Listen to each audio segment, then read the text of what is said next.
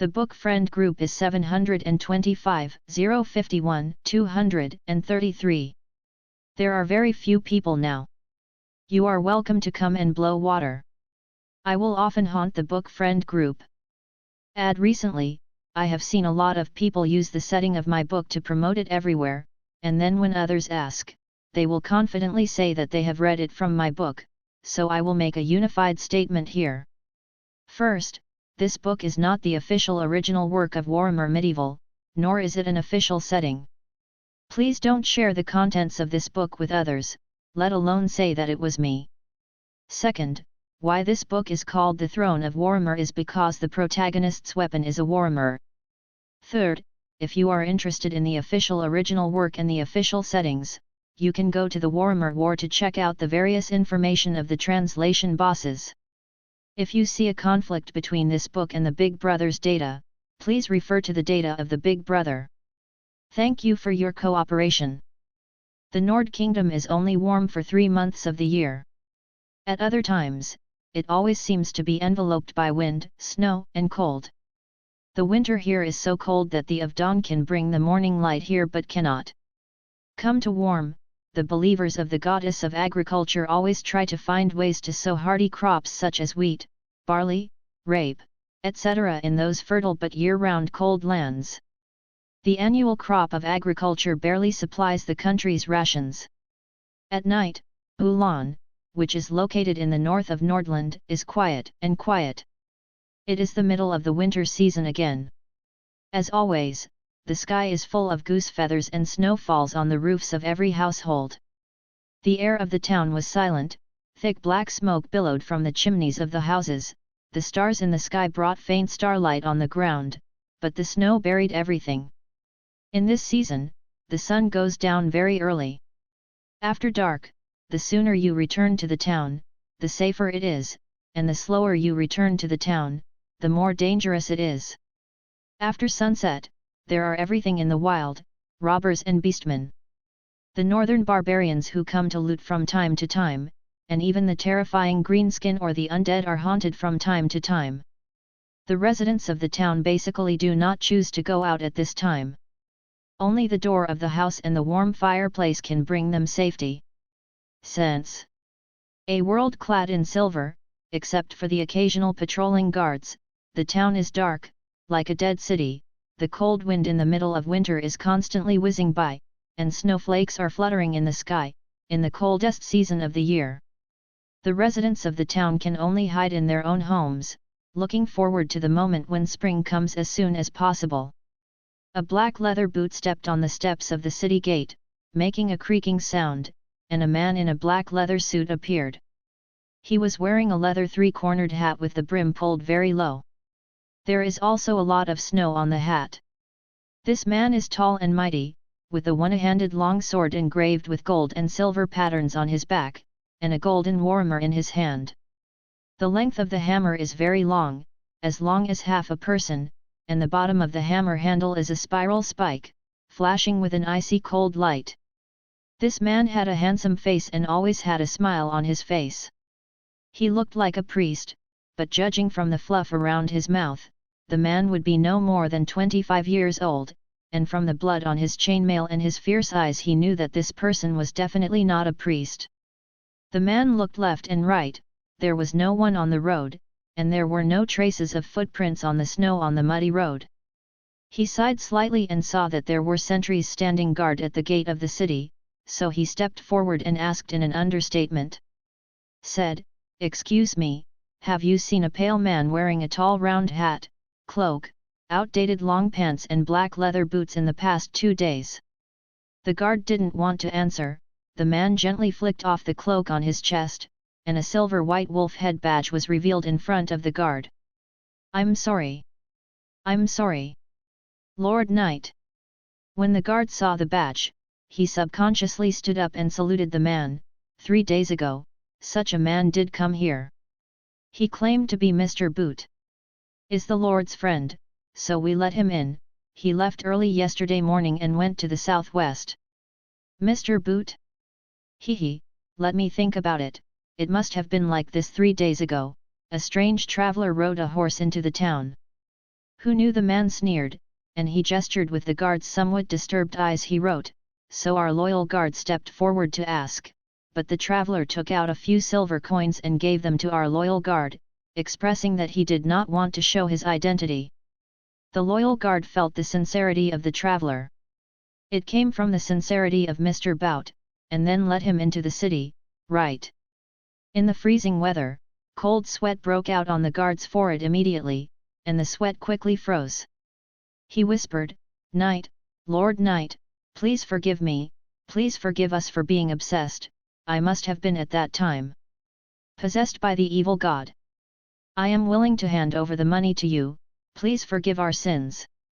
The man seemed very dissatisfied, snorted, and after exhaling a white mist from his mouth, the man waved his hand, forget it, let me into the city. Yes, yes. Thank you very much. The guard quickly opened the city gate as if receiving amnesty.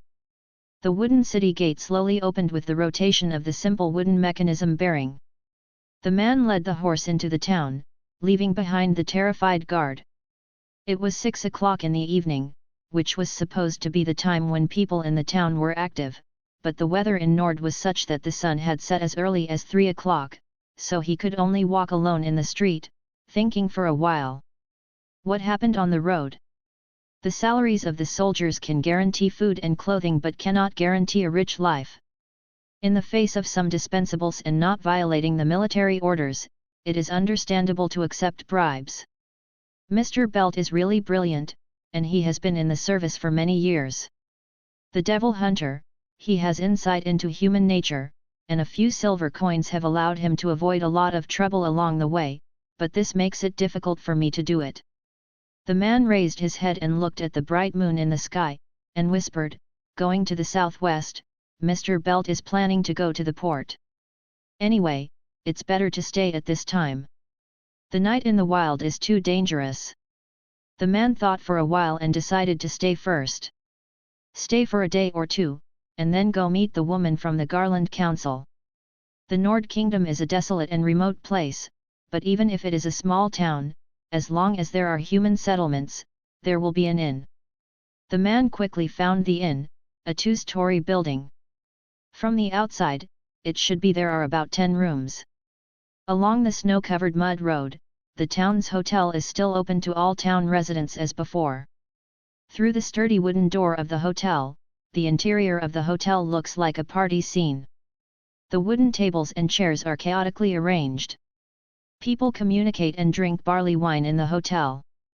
Food and ale, the fire in the fireplace is burning brightly, the thick broth is simmering in the oven, and the heat of the broth is constantly wafting in the interior of the hotel.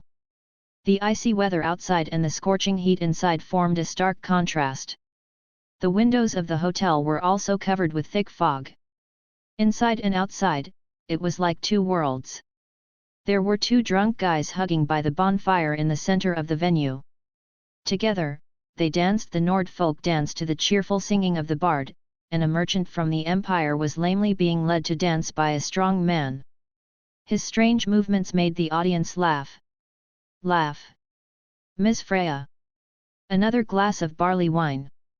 A big man with a long beard shouted at the proprietress, and he put the wooden wine glass on the bar. The inside of the wine glass was clean, there was nothing left but a bit of foam. Beautiful. When calling my name, you must bring beautiful. Do you want ale? Check out first, you have already drank 4 glasses of ale, and you will pay me 20 copper coins in total. The spoon hit the big man on the head, the big man quickly touched his pocket, and took out 30 copper coins in one go. These are all for you, beautiful Lady Freya, hurry up and get the wine. Okay. The proprietress waved her fat hand, and a large amount of copper coins disappeared in her pocket instantly. After receiving the money, the proprietress smiled and hurriedly ordered her subordinates to move out more wine barrels. A plate of roasted mutton was placed in front of the soldier sitting at the bar. Sir, please use your roasted meat slowly. Okay. The soldier took the barbecue and asked for another glass of wine. He looked quite old, with wrinkles at the corners of his eyes, and he was immersed in the delicious barbecue. On the other side of the arena, a bard in fancy dress, purple clothes, red bonnet and a lyre hanging from his shoulders, is tuning the strings of his lyre, ready to start his performance. "Mr. Bard, what story are you going to bring us today?" a drinker said loudly.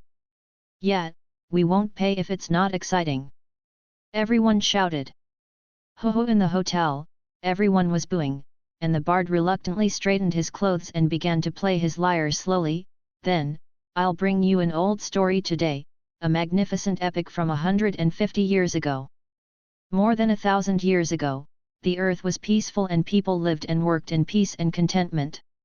Although the barbarians in the North and Middle Earth exchanged fire occasionally, trade and peace were still the main theme. The Southern Kingdom was once the largest and best seaport and free trade. The city, the dwarves living in the roof mountains of the Eastern world used their sophisticated equipment and handicrafts to trade with the human empire. The southern wasteland stands with a dwarf fortress, witnessing the golden age of the dwarves. At that time, the forest was not yet present dangerous, at that time. But everything changed about 1,000 years ago. The world has been changed. The inside of the hotel gradually became quiet, except for the vigorous crackling of the coals in the fireplace, and the drinkers were seated one after another. The bard should keep quiet when performing.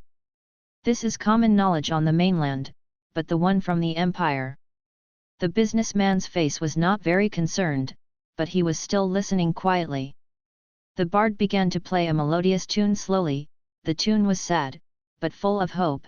Just about 1,000 years ago north of the empire, darkness comes, the evil gods are fierce, chaos is rampant, and it is like purgatory on earth. The of totems falls, the of beasts annihilates, civilization loses to barbarism, wisdom escapes barbarians, peace is gone, swordsmen are raging south of the empire, greenskins rise, Nush's head, turned into Huzag's ornament, the 1,000-year-old fortress of the dwarves cannot stop the spreading plague. The statue of the previous king was torn down, and the collection of ancient tombs became a surprise for the invaders. Fortunately, the alliance was reconcluded at the time of national subjugation and genocide. Bearded guards, lion knights, marching forward hand in hand, but this victory is not worth celebrating. Empires have lost their emperor brothers against the wall, caught in endless disputes in dark corners.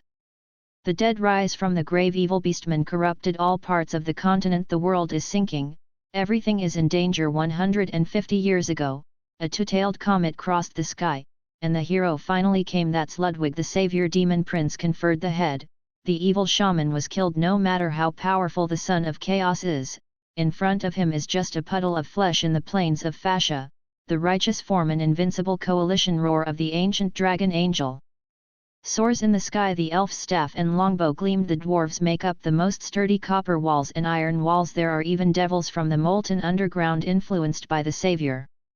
Fighting for justice and fighting against chaos all belongs to Ludwig. Dozens of purified heads of demon princes and gods hang on the walls of the empire, showing his supreme glory and great achievements. The cry of victory shakes the world. The people elected him as the new emperor of the empire. All belongs to Ludwig. Chaos, go back to your hometown. Peace comes again to this land. The people live and work in peace and contentment. The hymn of the gods resounds. All belongs to Ludwig. The bard sang a moving epic with impassioned enthusiasm, and no one noticed that a new guest came to the door of the hotel. It was not until a gust of wind bell rang, attracting the attention of everyone in the hotel. The man stood at the door, and after listening to the magnificent epic in its entirety, did he open the door. It is a familiar story. This great former country nobleman and later the new emperor relied on his powerful strength, domineering skills, and outstanding political wisdom to reunite the old empire that had been destroyed, and finally defeated the army of chaos, the new empire. Rebuilt from the ruins of the old empire, Ludwig was the founding emperor of the new empire. Do you still have a room? In the eyes of everyone, the man opened his mouth, and as expected, his voice was very young. A foreigner. There's no room for foreigners, we'll close soon, please come back. Closed, closed, closed. The drinkers shouted half jokingly and half seriously, that the town is not so welcoming to outsiders, the person in front of them is not a familiar face, and the drinkers are a bit xenophobic. You all, Shut up, the old lady. Is it easy to have a guest in this weather? You idiots don't let me do business. The lady boss's roar interrupted the behavior of the drinkers, and then a smile immediately appeared on her round face. Yes, we have empty rooms here. Are you alone? That's right, I'm alone. Help me prepare dinner by the way. The young man went up and put his things, and then came down and sat on the bar. He ordered rye bread, boiled broad beans, barley wine, and a large piece of roasted lamb chops are also worth 20 copper coins. Mr. Bard, tell us a new story. Then what kind of story do you want to hear? The Bard also smiled and said, how about I tell you a story about the founding night of Brittany? We've heard that too. The drinkers said they've heard this too. www.mtlnovel.com tell a story about the war between greenskins and dwarves? This is boring. The drinkers and the Bard began to discuss loudly. Some wanted to hear war epics, some wanted to hear love stories, and some even wanted to hear the stories of gods. Difficult. In this way, let's let Mr. Bard tell us a new story, our young hero of Nord Kingdom, the legendary story of Sledgehammer Ryan. How about it? Fine. This is fine. Just listen to this. The man just lowered his head to eat. By the way, he spent a little money to get the lady boss to get a piece of butter to spread the bread. After dinner, he said goodbye and returned to his guest room. He booked the best room in this hotel. Of course, the worst accommodation in the hotel is the large room, which is filled with beds made of simple linen and thatch, and the slightly better single room is double or single. There is only a simple bed and a bucket of water in the corner. The bucket of water is not for drinking, but for convenience. The room he lives in has a soft bed, a table, a chair, and even a special compartment for washing. There is a small window in the room. After returning to the room, Ryan gently pushed the window kai, looking at the heavy snow outside. I don't know when this heavy snow will fall. At this moment, the bracelet on the man's wrist suddenly flashed a soft white light. He was not surprised at all, and pressed the gem on the bracelet with his hand, and a majestic voice came from it.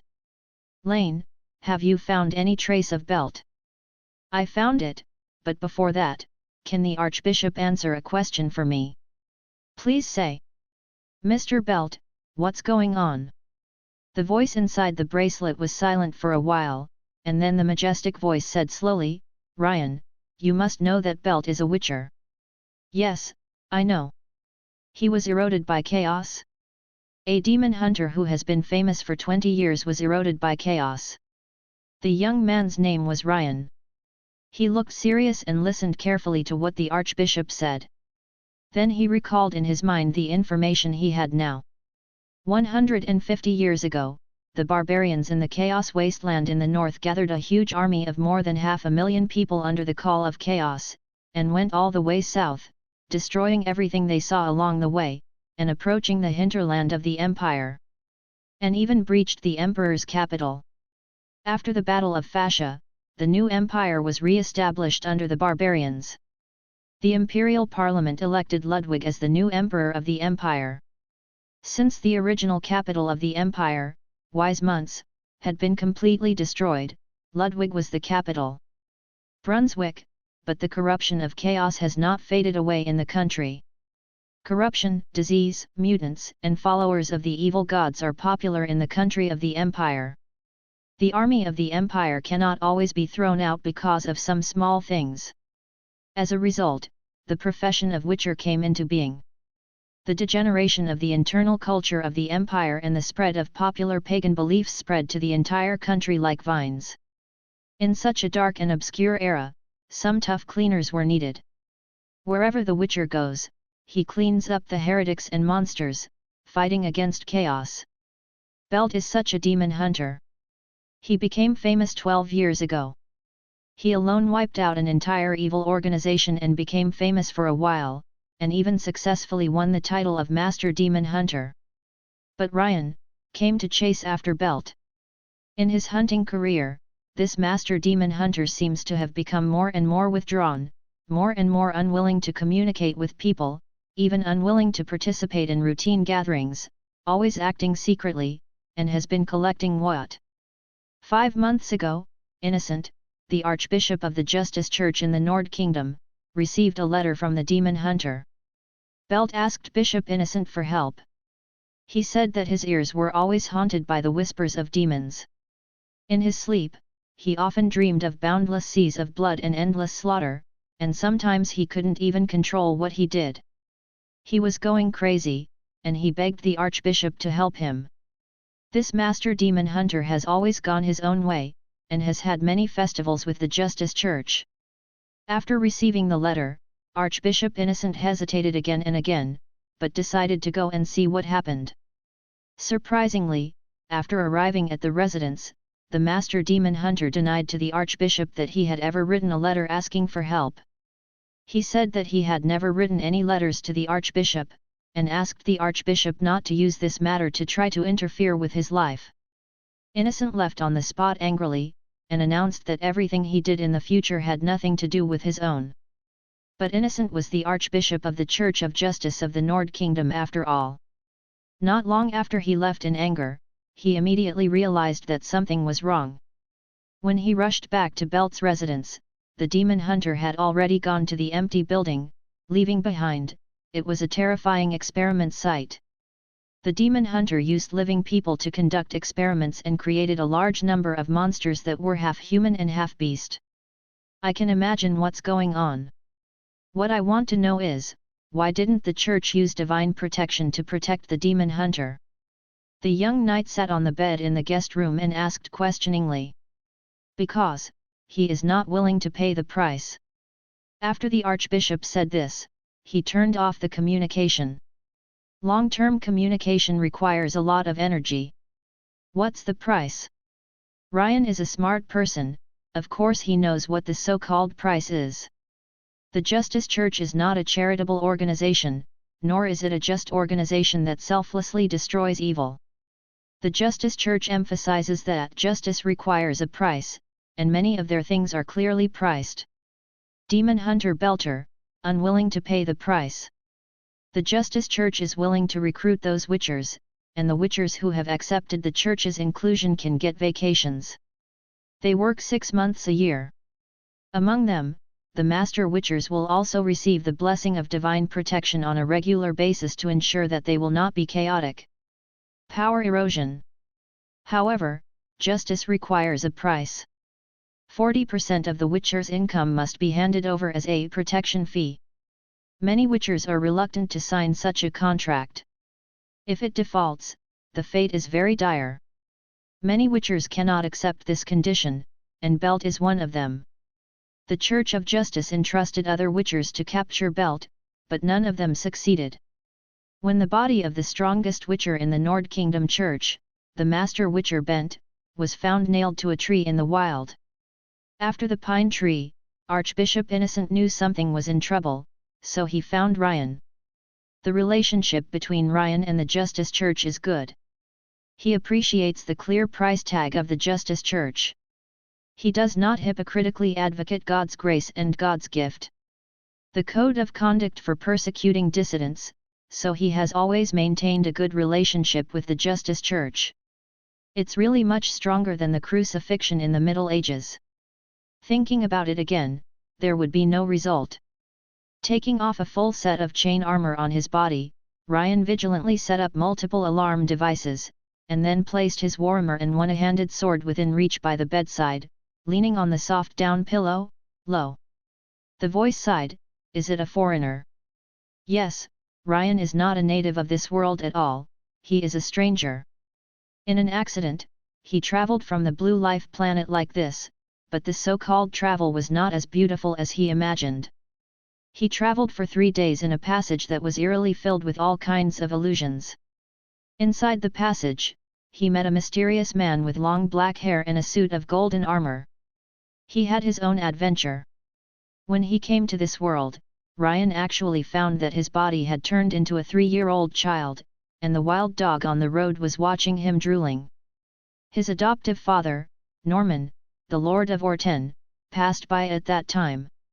In this way, the Lord of Norman adopted the child and named him Ryan, which means lion because of the way that Ryan fought bravely against the dogs. It reminded the knight of a battle between a lion and a large pack of beasts.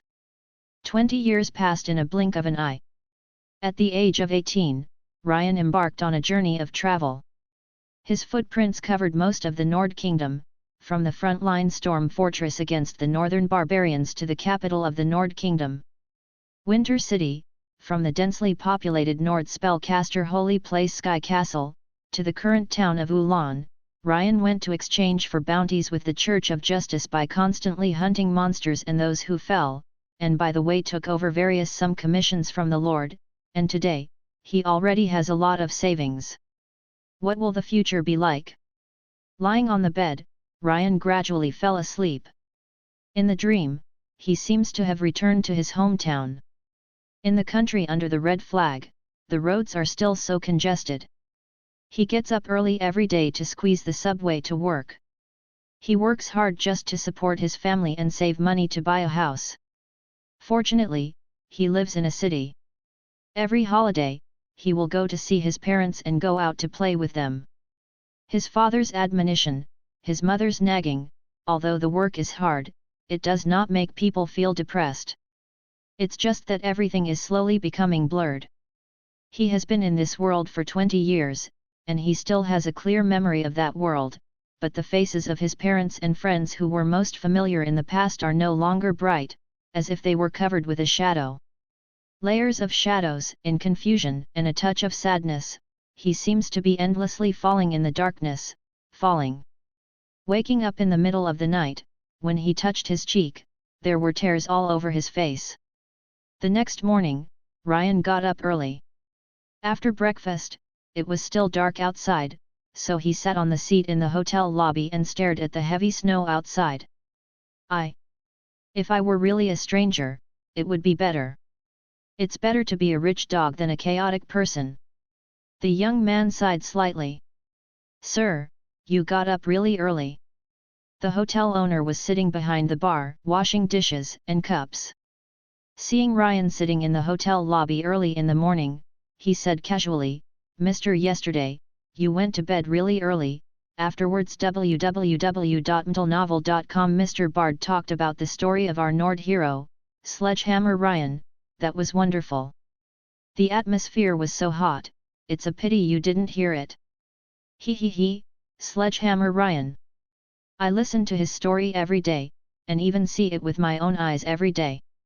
The young man just smiled, facing the hotel owner and repeatedly asked him if he had ever been when Sledgehammer Ryan's night squire. He just smiled and didn't answer, and instead asked, a few days ago, was there a tall and thin man wearing a cloak, a high round hat, long pants and black boots? People come to live here. I don't know. The innkeeper immediately showed a wary expression. He put down the bowl and clay pot in his hand, and his tone turned sharply, sorry for the guest, it is our business not to disclose the information of other guests. If you are here for this matter, then you should die. After saying this, the innkeeper's hand stretched out to somewhere under the bar, but the knight's reaction was faster. He suddenly waved his hand to indicate that he was not malicious, and then brushed off the cloak in front of him. In that case, can you tell me? A silver wolf head badge appeared in front of the innkeeper.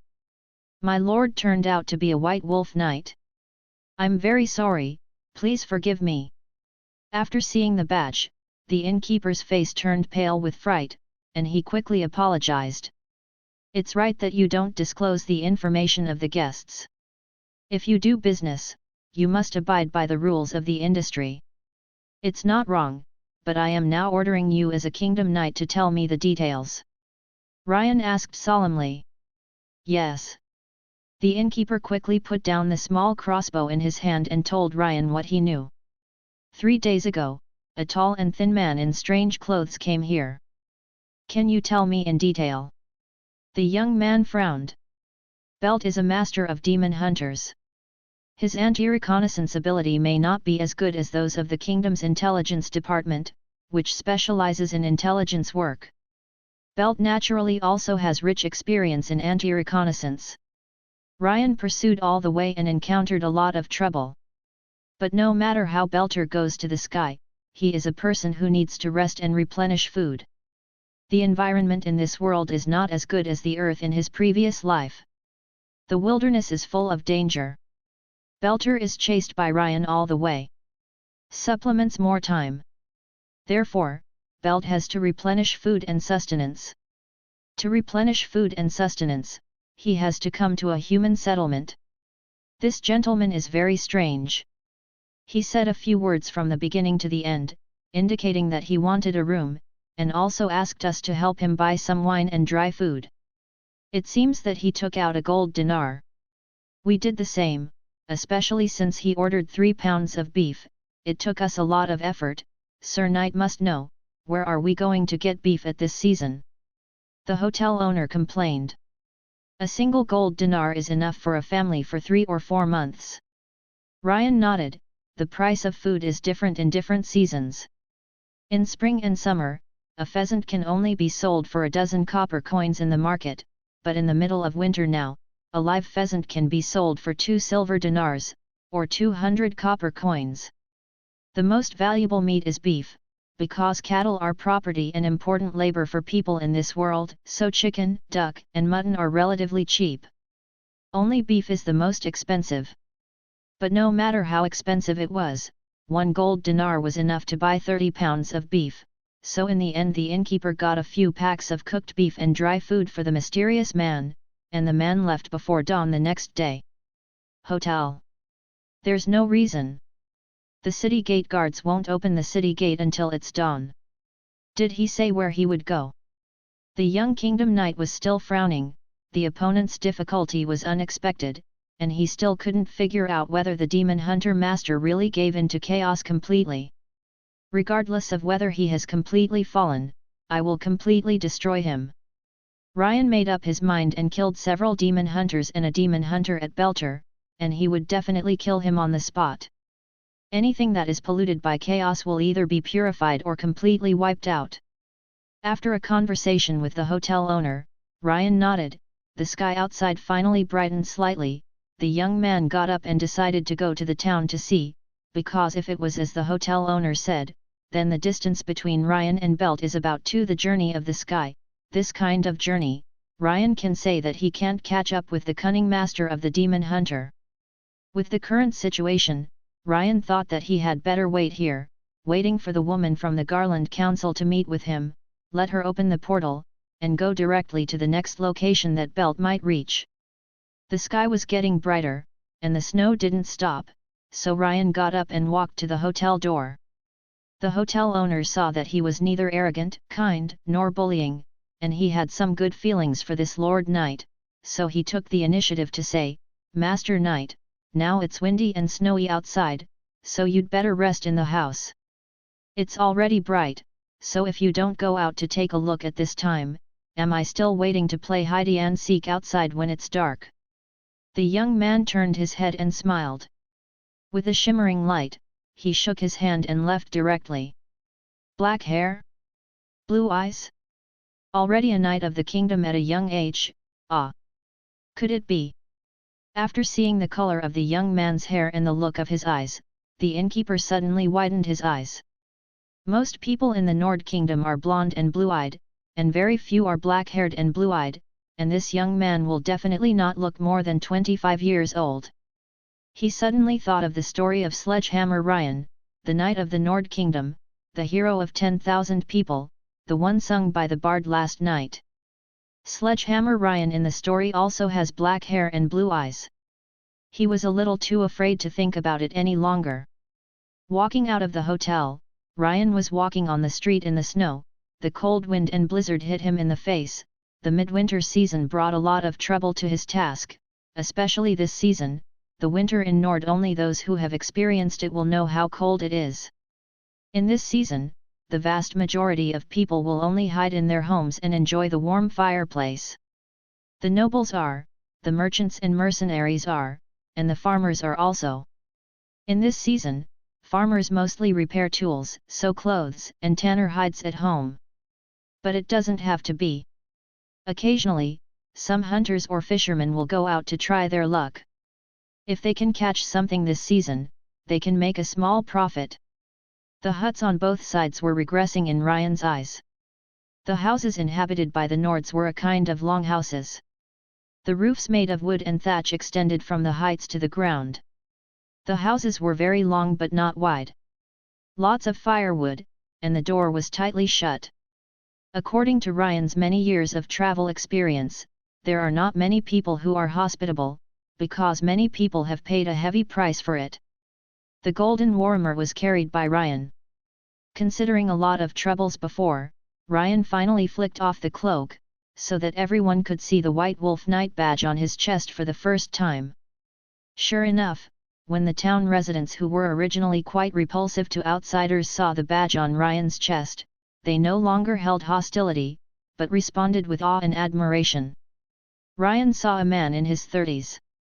The man was doing carpentry at the door, so he asked, "Hello, may I ask, where is the blacksmith shop in this town?" "Ah, it's Lord Knight." The man looked up and saw that the other party was a knight, so he said quickly, "Turn right at the blacksmith shop at the next intersection, and you will see it in the past few shops." "Okay, then, is there a church here?" Ryan then asked. "Sir, do you mean the Church of Life?" "There is only the Church of Life in Woolen Town. If you are looking for the Church of Justice or the Church of Magic, you have to go to Glanstad, which is about 80 miles away from here. There are many churches there. God, the Lord will arrange a guarded convoy in the town square for us to go to Glanstad, and the next trip to Glanstad will take 7 days. Do you have any questions, sir?" The man's answer compares in detail. Ryan nodded and continued to ask, "How many priests and warriors are there in the Church of Life here in Woolen Town?" "There is a priest and 3 paladins. Your lord, the priest is good. He often provides us with free treatment, and also gives us some scones and cider on holidays." The man stopped the woodworking in his hand. Live smiled and said, "The priest often heals us and releases magic for adventurers, so we believe in the Lord of the Dawn or the Mother of the Earth more here." "Okay, I understand now, thanks." "No thanks, my lord, may good luck be with you." Walking towards the Church of Life, the Church of Life in the town is not big, just a small building with white walls and a wooden door. There are 2 soldiers guarding the door at the door. Ryan took a look and felt a little bit disappointed. Judging from his experience in traveling the mainland, the strength of a church can actually be seen from the servants who guard the gate. These 2 warriors are at best ordinary soldiers. "I will go to see the Lord of Dawn and the Goddess of the Earth." After the believers die, their souls always go to the kingdom of God they believe in. Then the strength of the church itself in this small town must be very poor. According to Ryan, the level of the pastor in charge of this church should not exceed the 3rd ring. For Ryan's planning team, the words of the Threaring priest can only be better than nothing. A day's help with Threaring magic, such as recovery, can't solve any of Ryan's problems. Walking into the Church of Life, there is a small clean courtyard. Although the area is small, the various functions that the church should have are still very complete. The life of the earth, so the connection between them is very close. These 2 gods are both neutral and good camps. The Church of Life is also a popular church on the mainland. They often donate to the poor and treat the wounded and sick. They also regularly hold some activities, try to improve agricultural crops, reclaim wasteland, and teach people how to live better, so the vast majority of farmers and tenants on the mainland believe in these 2 gods, and the Church of Life is also known as the Church of Justice and the Church of Magic. One of the 3 major churches in mainland China. The Church of Life has a great influence among the people, but Ryan is not interested in their theory of selfless giving and being kind to others, so he is friendly with the Church of Justice, but not so much with the Church of Life. As for the power of the magic church, there is no way to do it. As we all know, spellcasters need to contact the magic net, and the magic net is controlled by the goddess of magic, so all spellcasters theoretically need the permission of the goddess of magic to connect to the magic net. The strength of the Church of Magic is also very strong. When necessary, all spellcasters need to obey the oracles of the goddess of magic, but the gods are generally not allowed to interfere in the affairs of the main material world at will. God to God, mortal to mortal. Ryan said silently, tightened his cloak, and walked into the Church of Life. The paladin who guarded the door saw the knight badge on the young man's chest. He didn't stop him, but just opened his mouth. Said, "Lord Knight, what's the matter?" "It's nothing, I'm just looking at it casually, come to visit, and buy something by the way." Ryan waved his hand, indicating that there was nothing wrong, and the paladin guarding the gate could not stop him when he saw this, but continued, "Mr. Pastor is inside, there are just say anything." Understood. There is a small courtyard inside the church, and many children are playing in the courtyard, playing snowball fights, and cheerful voices are heard endlessly. A female pastor who looks to be in her 30s is standing in the corridor of the courtyard, looking at the courtyard with a smile. However, after hearing the footsteps from the door, the female priest turned her head and saw Ryan's arrival. She was slightly taken aback. "Mr. Knight? What's the matter?" This female priest has nearly white blonde hair, and has a lot of crow's feet at the corners of her eyes. She has a very ordinary appearance and a hooked nose, but the warm look on her face has greatly alleviated her lack of appearance. "This is the next batch of children who may be baptized." Ryan raised his head, neither showing humility nor arrogance, his tone was flat and unpredictable. "These are the children left by some hunters and soldiers, adopted by the church." The female pastor shook her head, her face darkened. After losing their father, the mothers were busy with their livelihoods, so they would come to the church during the day. "I manage it. Is it still a nursery here?" The Kingdom Knight suddenly laughed, and he said a word, but for the 3 words nursery, he used the Chinese dialect. "Told so? Who is that? Is that Mr. Knight's friend?" The priestess didn't hear what the nursery was, but she didn't intend to figure it out, and then asked, "Excuse me, what's the matter with Mr. Knight coming to the Church of Life?" "Well, I have something to ask. 4 days ago, was there a tall and thin man?" Ryan asked the female priest if she had noticed the approach of the power of chaos. Priests are clergy, since Charlemagne rose more than 1,000 years ago in the age of cataclysm and was crowned emperor in the blessing of the gods. www.mentalnovel.com. There has been a tacit understanding between the church and the empire. The church there are obligations in this regard, and priests who pray daily are most sensitive to chaotic energies. This is nothing compared to the amazing smell of blood on Mr. Knight's body. The smell of blood on your body has washed away all traces. Did Mr. Knight come to this town after a fierce battle? Female priest: I closed my eyes and felt it, and then I felt the amazing aura on Ryan's body. Well, before I arrived here yesterday, I met a group of vampires in the wild. Ryan shook his head. The trip to the Church of Life was also unsuccessful, and the reason for people to was himself. Forget it, can you make magic scrolls here? Ryan continued to ask when he saw that he had not asked any valuable information. Hey? What kind of scrolls does the knight need? I only have the level of the 2nd ring, if I make scrolls. The priest hesitated. Don't be like that, I mean that technique, that basic divine technique that every priest in your life church must master. You can make that divine technique scroll. Oh. I understand, I have a lot of that, 5 silver dinars for one. I want to. Thank you for your favor. Walking out of the Church of Life, Ryan's bracelet suddenly flashed light.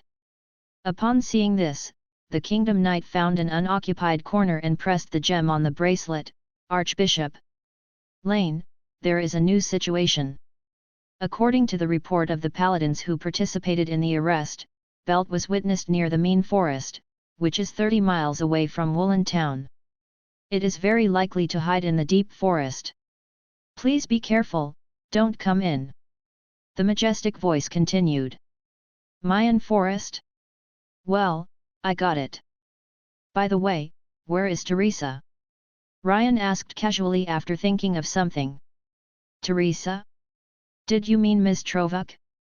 She and you met a mercenary group after moving on both sides, so they moved with them. After the Archbishop replied, he turned off the communication.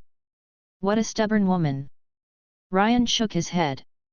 The spellcaster is very powerful. A spellcaster of the same rank casts enough spells to destroy 10 melee classes. But the caster is also very weak, and the time to read the spell is enough to kill him 10 times by a melee professional of the same level. So spellcasters especially need human protection. As for why there is a mercenary group willing to act with that woman? The answer is also very simple. Whether there is a spellcaster in a team will double the strength and crisis responsibility of a team. For example, an elite warrior is compared with an elite spellcaster. Just like a brick mover with a monthly salary of 6,000 and a senior engineer with a monthly salary of 6,000. Although brick movers earn the same amount of money as senior engineers, they only know how to move bricks. A senior engineer can do more. All kinds of spells, abundant potion reserves, as well as the experience and profound wisdom of knowledge and wisdom, spellcasters are so popular. This is the role of spellcasters. They are the darlings of heaven and earth. They are called masters and are the dream team members of all adventurers. Ryan has traveled for many years and has a deep understanding of this situation.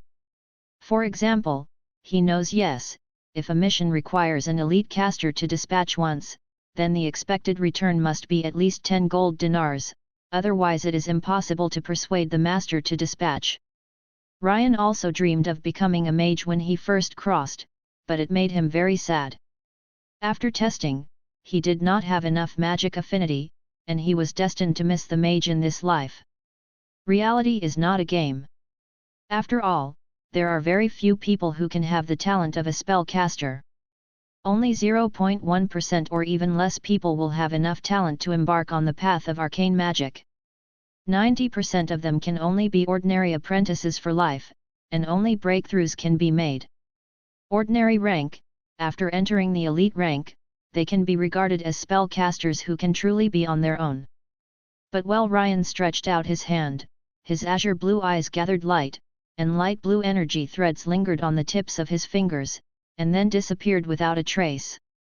Thanks to the mysterious man I met in the passage, he taught Ryan how to use human brain genics to cast spells, so Ryan himself is a hidden spellcaster. On the surface he is just a warrior, a member of Nord Kingdom Knight of the Kingdom White Wolf Knights. Now that enough information has been obtained, it is no longer necessary to visit around. Ryan went directly to the blacksmith shop. He had just experienced a fierce battle yesterday, just in time to repair his equipment and maintain his weapons. Many people are used to playing games and take it for granted that once a weapon is equipped, it can be used forever. This weapon is so sharp from beginning to end that it does not need maintenance from beginning to end. As long as it is allowed, the protagonist of RPG can use it. This weapon is from the beginning of the game to the end of the game. Similarly, a piece of clothing can accompany the protagonist through countless battles. After countless knives and axe cuts, countless long guns and short cannons, and even the baptism of magic, it can always be as clean as new. And provide consistent protection. However, the game is a game, and the reality is reality. The fact is that if the sword is used too much, the blade will be nicked. If the armor is subjected to too many attacks, it will be damaged and gradually lose its defense. Check, but also regularly replenish various medicaments, such as regular application of sword oil and the like. The blacksmith shop in the town is located close to the center of the town. The old blacksmith has more than 20 years of experience in blacksmithing. Although he must be very skilled in forging technology, in Lane's opinion, this old blacksmith he has been a blacksmith in this small town all his life, so his level can be imagined. It's definitely not that great. From Ryan's point of view, this blacksmith shop must be similar to an RPG novice village, selling some whiteboard weapons and equipment. Entering the blacksmith shop, sure enough, All the old blacksmith could do was help Ryan to check the damage to the inner ring of his chain armor, and also help him maintain the weapons. As for the equipment hanging in the blacksmith shop, it can be said that he doesn't like anything. He picked up a standard fine iron long sword, Ryan danced a few sword flowers, and the icy sword edge flashed in the room. It can be seen from these actions alone, Ryan has high attainments in swordsmanship. The long sword in his hand seems to have spirituality and a strange rhythm, and the sword body reflects the cold light and shakes around the house. The old blacksmith was oiling Ryan's warmer. When he saw the guest testing the sword, he glanced worriedly at a small face exposed outside the door and shook his head slightly, but the small face was full of reluctance, and he just continued to look dancing swords with the knight. Well, this is a good sword. Ryan put down the standard long sword and said to the door, "Don't look at it, come in." A boy of about 15 or 16 years old walked in timidly. His body was wrapped in a thick cotton-padded coat made of linen and a robe made of animal skins. His face was red with cold. "Hello, Sir Knight." After speaking, the boy made a ritual, which was not very standard. He stroked his left chest with his right hand, and stretched his left hand to the left, with his palm facing upwards. "Hello." Ryan nodded, and the old blacksmith breathed a sigh of relief. "Lord Knight, this child is called Nim, he is 13 years old this year, he has awakened his professional talent at the age of 8, he is now a warrior, and when he sees a knight the adults dance swords, maybe want to learn something, please forgive me." Awakened professional talent at the age of 8. Ryan became interested. The awakening time of professional talents is mostly at the age of 7 or 8. If a person's talent is good enough, he will automatically awaken the talents of professionals at the age of 7 or 8, and set his future development direction and change jobs. Most of the commoners who have not awakened their professional talents will go to the church to check their professional talents when they are 9 to 13 years old. The church will also assist them in awakening their professional talents. Of course, it is not free. Borrowing, most of the remaining people will spend their entire lives as civilians, learning a craft or simply farming, and a small number of them still have the opportunity to awaken their talents before the age of 30. Once the age of 30 is passed, the human body begins to age. The probability becomes very small. After awakening, humans began to be called ordinary professionals or ordinary adventurers. People of this level are the basic strength and public level of the National Army and adventurers. In Ryan's eyes, these people are still a bunch of scumbags. Only a small number of soldiers and adventurers will continue to exercise and advance to the elite. These people are the backbone of human beings, such as the regular knights of the knights, the royal elite swordsmen, those veteran adventurers and veteran mercenaries. Is this level going up? It is the legendary rank. At this level, the powerhouse has the strength of the Megatron side. Whether an army is led by a legendary rank powerhouse is completely the world's underground. How many legendary rank does a country have? It can directly explain the level of national strength. As for going further up, Ryan thought that King Nord was a sanctuary. How could a sanctuary powerhouse appear in such a small town? At the age of 7 or 8, he awakened his talent as a professional. This child's talent must be very good. "Master Knight, can you teach me how to use a sword?" The boy looked 15 or 16 years old, but he was actually only 13 years old. He looked at the long sword hanging on the wall, his face full of desire. "Why do you want to learn swords?" "Because I want to protect my family. Dad is a hunter. A few days ago, I saw him come home covered in blood, but he didn't hunt anything. If I learn the sword, I can go out hunting with my dad." From the boy's clothes, judging from the fact that the family's family background should be considered good, Ryan became interested, and then asked, "Apart from hunting? Is learning the sword for hunting?" "That's definitely not the case. My goal is to learn swordsmanship well, and then strive to become a knight's squire. For example, become a knight's squire of the Lord, and follow the Lord to destroy the evil." The boy clenched his fists, and the spark of hatred appeared in his eyes. Like all human beings, the boy's education since childhood is to hate those monsters that kill humans, hate those monsters. In the end, I will definitely become a glorious knight like you, Lord Knight, using a hammer and sword to fight on the battlefield. The boy finished his aspirations, and received the approval of the knights of the kingdom. The former nobles of the old empire were very stingy and domineering, but after the Second Chaos Invasion War 150 years ago, the old nobles either turned to chaos, or passively avoided the war, abandoned their own territory, and lost their lives. Running wildly and desperately to the south, only a small number of nobles chose to follow the savior Ludwig to the death. In the end, the Allied forces of Order won, so the fate of those nobles who surrendered to chaos and abandoned their own territory can be imagined. Except for some of them being directly beheaded to the public, their homes were raided, changed, and their titles were deprived. 70 or 80% of the old nobles were at the end of the war. In the Great Purge that followed, they lost everything about themselves. Those who lost their former glory and status were the people in the entire mainland who looked down on them the most. Both commoners and nobles looked down on them. Most of the new nobles are military nobles. They have obtained their own territory by virtue of their achievements in wars. Compared with the old nobles, they will be more close to the people and more tolerant, although the degree is limited, but the new laws and systems allow them. These new nobles realize that their income and security can only be guaranteed if the population in the territory increases and becomes more prosperous. It is not surprising that young people yearn to become knights' squires. In addition to commissions and later boasted capital, an important way for commoners to ascend to the noble class is to become a knight's apprentice. Knight apprentices will follow the knights to study and take care of their daily life. After a few years, the outstanding knight apprentices will be promoted to knight squires.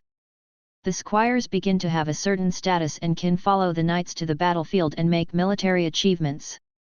Among them, the squires of knights have the opportunity to become apprentice knights, fight on horseback and wait for the title of nobles with titles, become full knights, and begin to enter the noble class.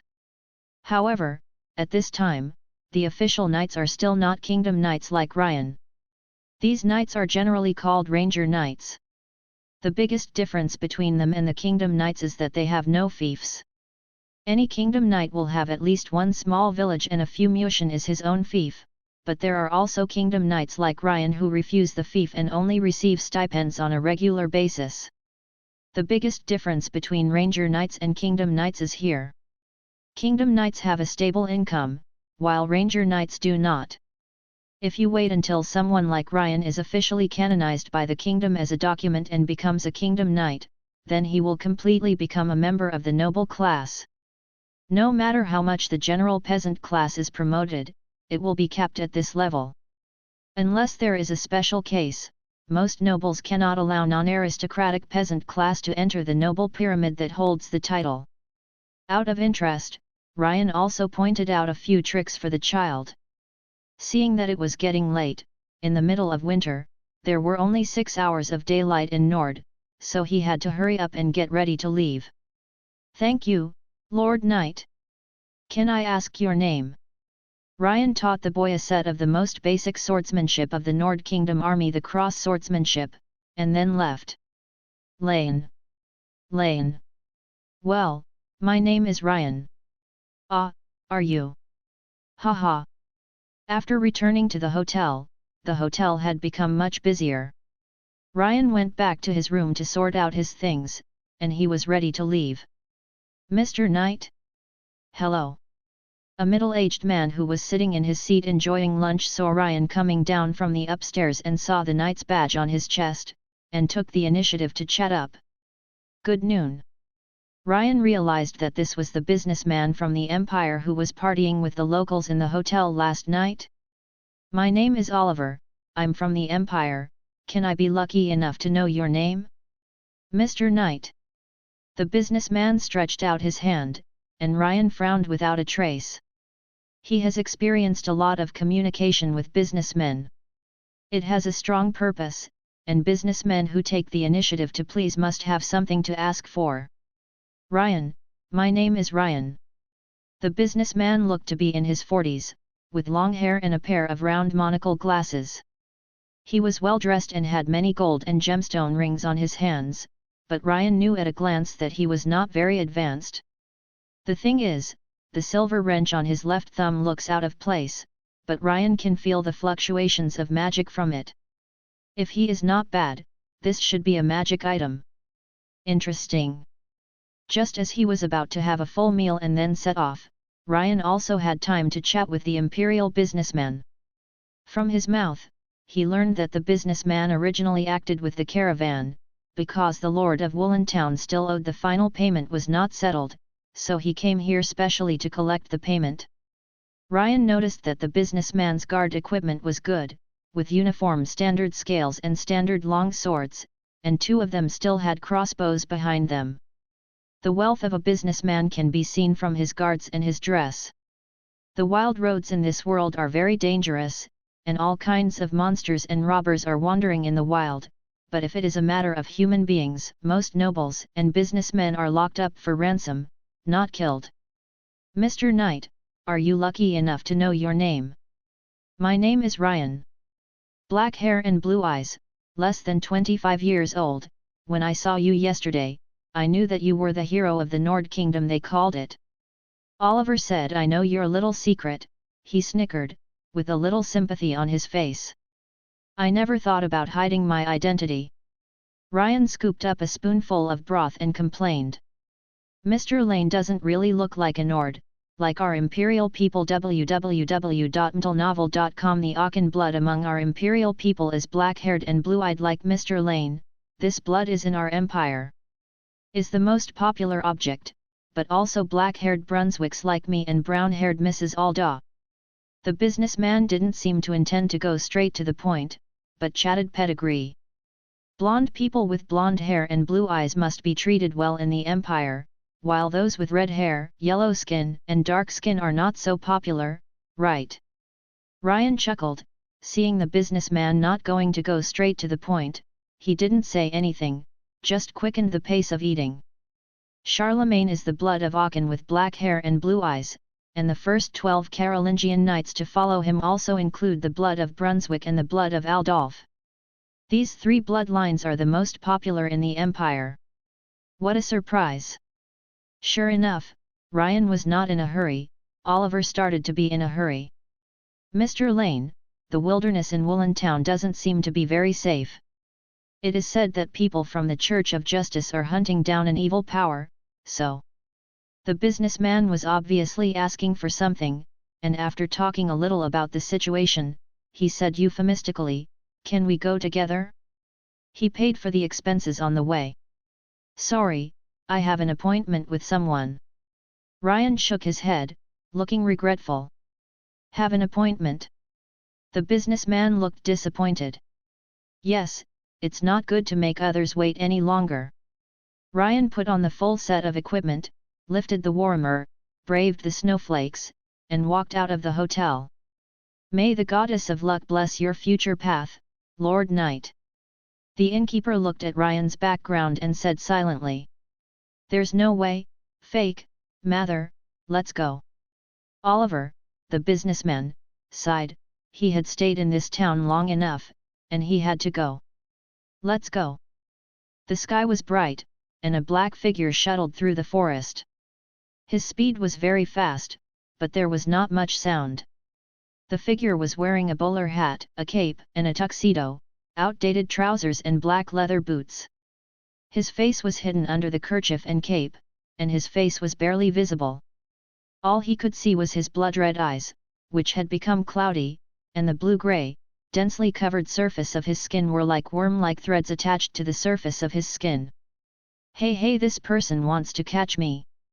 The black figure took out his pocket watch and smiled disdainfully. As the evil god's power continued to descend, more rot and abscess appeared on his body. You can feel maggots crawling around the wound. It's just that these are not important things. He can feel that a powerful force is constantly entering his body. Every minute and every second, he feels that he is getting stronger. He suddenly felt that the oath he had made to eliminate chaos was so ridiculous. For more than 10 years, he had worked hard to eliminate evil, fighting with cultists again and again, for the so-called oath of justice, for the sake of the so-called defense of mankind. Defend humanity. Hee, I can't even protect the woman I love. Oh ah! The strong burning pain in the body made Belt scream out. Since he chose to fall, his figure will be eroded by chaos and be completely transformed. This process is extremely painful. Even the master demon hunter has a strong endurance, and is almost crazy under this pain. Now, not yet. A mouthful of black blood spurted out of Belt's mouth. Before he could wipe it off, he desperately ran towards the depths of the forest. Now is the critical time for mutation. Tisk, I still need it, be patient. The black figure disappeared into the depths of the forest. There were a lot of bright red blood stains on the ground. This was left by another old witcher who came to chase him. The two used to fight side by side to expel the evil. Now they parted ways. The gap, Belt is very clear about Grant's fighting skills and fighting habits.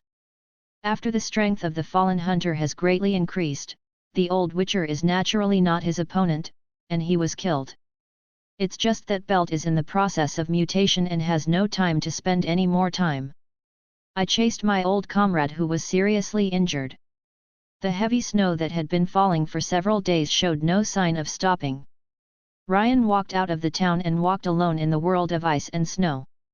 The Nord Kingdom is densely forested, and most of the forests are boreal coniferous forests. In this heavy snow day, the coniferous forests are filled with a lot of snow, so you need to be careful, move a little bigger, and a lot of snow from the trees. Falling down would cause a loud noise, and although Ryan wasn't afraid, he didn't want to get into trouble. Step by step toward the destination, the forest was eerily quiet. Thinking of this, Ryan not only sighed deeply, the original forest was not like this. The original forest was beautiful and full of life, but after the advent of chaos hundreds of years ago, mutant beastmen who were polluted by chaos also appeared. Wherever these beastmen tribes passed, trees would decay and die, and animals would mutate and form a new chaos beastman. The land and water sources will be polluted, stink, backflow, desertification occurs from time to time, so chaos beastmen and casters who can cause alchemy pollution are the two most hated people in the Church of Nature. As long as these things appear in their sight, the Church of Nature will not hesitate to dispatch to kill them. The Nord Kingdom is not bad here. Because the climate is too cold, even the beastmen are not willing to stay too long. In Brittany or the Empire in the south, the powerful beastman tribe is almost the gangrene of the country. These tribes of beastmen, which are in the hundreds of thousands at every turn, are barren. They will kill everything that is alive. The Empire has fought several wars with the beastmen, and even the Emperor himself led the royal guard to go out, and the tribe of beastmen battle in the forest near the capital. Thanks to these chaotic beastmen, the forest has now become a very dangerous place. Unless it is safe to confirm the safety of those deep forests, there are powerful monsters infested. Most of the lords stipulate that hunters cannot enter the forest for more than 2 days. Where, even then, a lot of towns basically kill a hunter or two every month. 2 hours after entering the forest, the Kingdom Knight's mouth twitched, a corpse. The sun has gone down, and under a big tree not far away, sits an old witcher with a torn stomach. The old witcher looks in his 50s, his blue-grey complexion and dried blood shows that he had been dead for a long time. The silver sword that should have been on his back disappeared. The steel sword was also broken and thrown aside. His abdomen was directly peeled and penetrated. There were multiple fatal wounds on his chest. Under the weak moonlight, Ryan noticed even though he was dead, the old witcher was still holding a sharp knife in his hand. The leather jacket on his body was damaged in many places, obviously after a fierce battle, so Ryan tried to get closer to see what was going on. Matter. Just a few steps closer, Ryan suddenly felt that he stepped on something and made a clicking sound. Not good. There are organs. A dozen or so sharpened wooden cones were instantly shot from the snow-covered branches above, and at the same time, the sound of heavy snow falling on the ground sounded, and a cylindrical trunk was pulled by a branch and quickly moved from the side next to it. A big tree swayed up and down, towards Ryan's position. Ryan's originally gentle eyes became sharp, and he clenched the warhammer in his hand. The wooden cone in the air spurted, Ryan's right hand shook, and the warhammer was instantly lifted above his head. Under Ryan's action, the long-handled warhammer spun in the air at a very fast speed. Inside the cold woods a whirlwind was blown, and the wooden cones shot from the air were quickly knocked away, and the danger from the air was lifted. Then, the Kingdom Knight switched the warhammer to his left hand, clenched his fist with his free right hand, and struck directly at the swinging tree trunk. With a bang, the tree trunk split into several pieces from the center and fell to the ground. I was attacked and fled here with frequent deaths. Even if I lost most of my mobility, I still hid in this place and waited for rescue. I also made traps, but in the end, because of my injuries, I still died, right? Ryan, after examining the old witcher, who was already dead, he roughly guessed what had happened. Did you escape here with serious injuries? After the badly wounded old witcher escaped here, he made traps and hid here to rest, hoping to be rescued. Maybe he shot a loud arrow, maybe not, but it doesn't matter. The truth is the unlucky old witcher, without waiting for rescue, given his severely injured physique, it was impossible for him to last 2 days in this ice and snow, and he died of excessive bleeding in the cold. Death happens every day, and Ryan is accustomed to it. In the early years, he saw his teammates have their heads directly bitten by the bear spirit. Now a cold corpse can't give him such a strong shock. Out of courtesy, he put this the poor old hunter hastily buried and took his valuables as his reward. This is... Ryan noticed something was protecting the old witcher's arms. Put away the dozen or so gold dinars that the old witcher brought, Ryan took out a pocket watch from his arms. Pocket watches are very precious things in this world. Non-dwarves or military craftsmen of the Empire cannot make them. Due to professional reasons, witchers are more concerned about time. Most of them will spend a lot of money to buy a pocket watch. Opening the pocket watch, it was a portrait of the old witcher family. He, his wife, and his 2 children all smiled and looked at Ryan. Ryan took a deep breath, clenched his fists hard, and the bones of his palm made a caracalla sound. Belt. I will definitely catch you. What? That is to say that a fallen hunter named Belt is being hunted. The imperial merchant Oliver was sitting in the carriage, and the guards rode their horses and drove the carriage down the road. The samurai was on a mission, and Oliver immediately thought of the series of rumors he had heard before, so he grabbed a paladin and asked.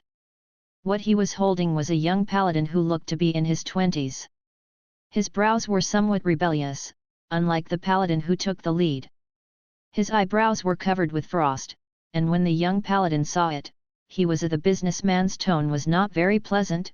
Yes, in order to hunt down this fallen hunter, we have already lost the lives of several comrades, so please don't hinder our actions, this gentleman. As soon as this statement came out, Oliver also felt a little unhappy. The confrontation between the merchants and the paladins was very obvious. The paladins hated the Philistines of the merchants. The nosy style of doing things always cuts their way of making money. For this reason, some shops and auction houses do not welcome paladins, while some paladins would rather go hunting and mining than go to the store to buy things. But life matters. No matter what you say, the paladins are at least reasonable. God knows if you meet that fallen hunter, will your life still be there? So Oliver held back his anger, spread his hands to show his goodwill, and said, Well, are you planning to pass through the forest in front? If you don't dislike it, let's act together, and there will be someone to take care of along the way. Who wants to act with someone like you? The young paladin was only halfway through when he was interrupted by the leading paladin, who looked to be in his 50s with blonde hair already on his head. Nearly white, with a rough face, He has a one-handed sword on his waist, a shield on his back, and the golden pattern on his helmet shows that he should be the leader. Okay, Alex, polite, did my bishop give us? Have you forgotten the rules? Dang! Of course I didn't forget. The young paladin stopped talking. Unfortunately, this gentleman, we are just patrolling the neighborhood and have no plans to enter the forest. The older paladin shook his head again to signal the young paladin named Alex to shut up. Sir, please do it. After speaking, the paladin team left in the other direction. A guard looked at the snow-covered forest in front of him, swallowed, and turned around and asked, "Boss, shall we continue?" Oliver watched the road extend into the forest, and was finally swallowed up by the forest where the end could not be seen clearly. He gritted his teeth. Go! Can't delay any longer. Yes. Oliver and his party finally entered the forest. The sound of the wheels of the wagon screeched in the quiet forest. When the wheels hit a small stone and made a sound, Oliver felt his heart tremble. So dark, sitting in a carriage. The imperial merchant looked around nervously, and he only felt that in the dark forest, something seemed to be swimming. A deep sense of unease enveloped the merchant and his guards. Oliver took out a pendant made of pure gold from his chest and prayed silently. Your Majesty the Goddess of Fortune, please give me peace. Your Majesty the Goddess of Wealth, please grant me peace. Most of the businessmen believe in the Goddess of Wealth, but most of them are pseudo-believers and pan-believers. Pseudo-believers just tell others that I believe in this God. It's almost the same, but there are more prayer meetings. A long period of prayer seemed to have played a role. They successfully advanced for 3 hours and entered the depths of the forest. At this time, the physical strength of the horses and guards had reached a critical point, and they decided to take a break. I'm going to get some ice. A guard took the iron pot and planned to go to the nearby river to get some ice and boil it to make soup. Unexpectedly, the guard did not come back after leaving for half an hour. Oliver gradually felt that something was wrong.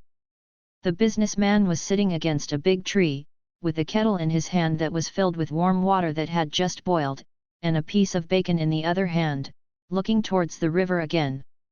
Afterwards, the businessman asked a guard nervously, "Fake? Why didn't Meyer come back after going for so long?"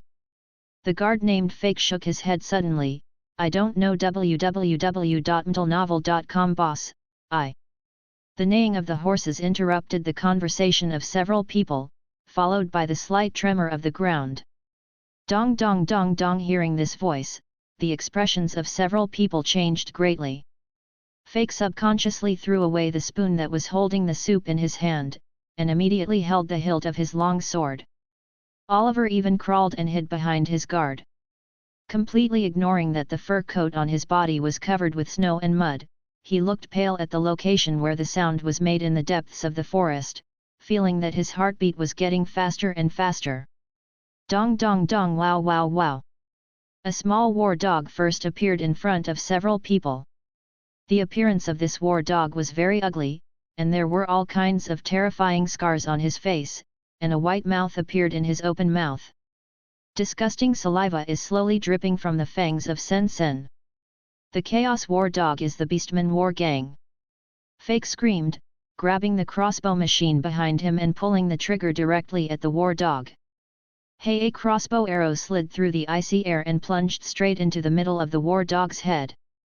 The war dog gave a miserable howl, and the charging body shook, and it died suddenly on the way.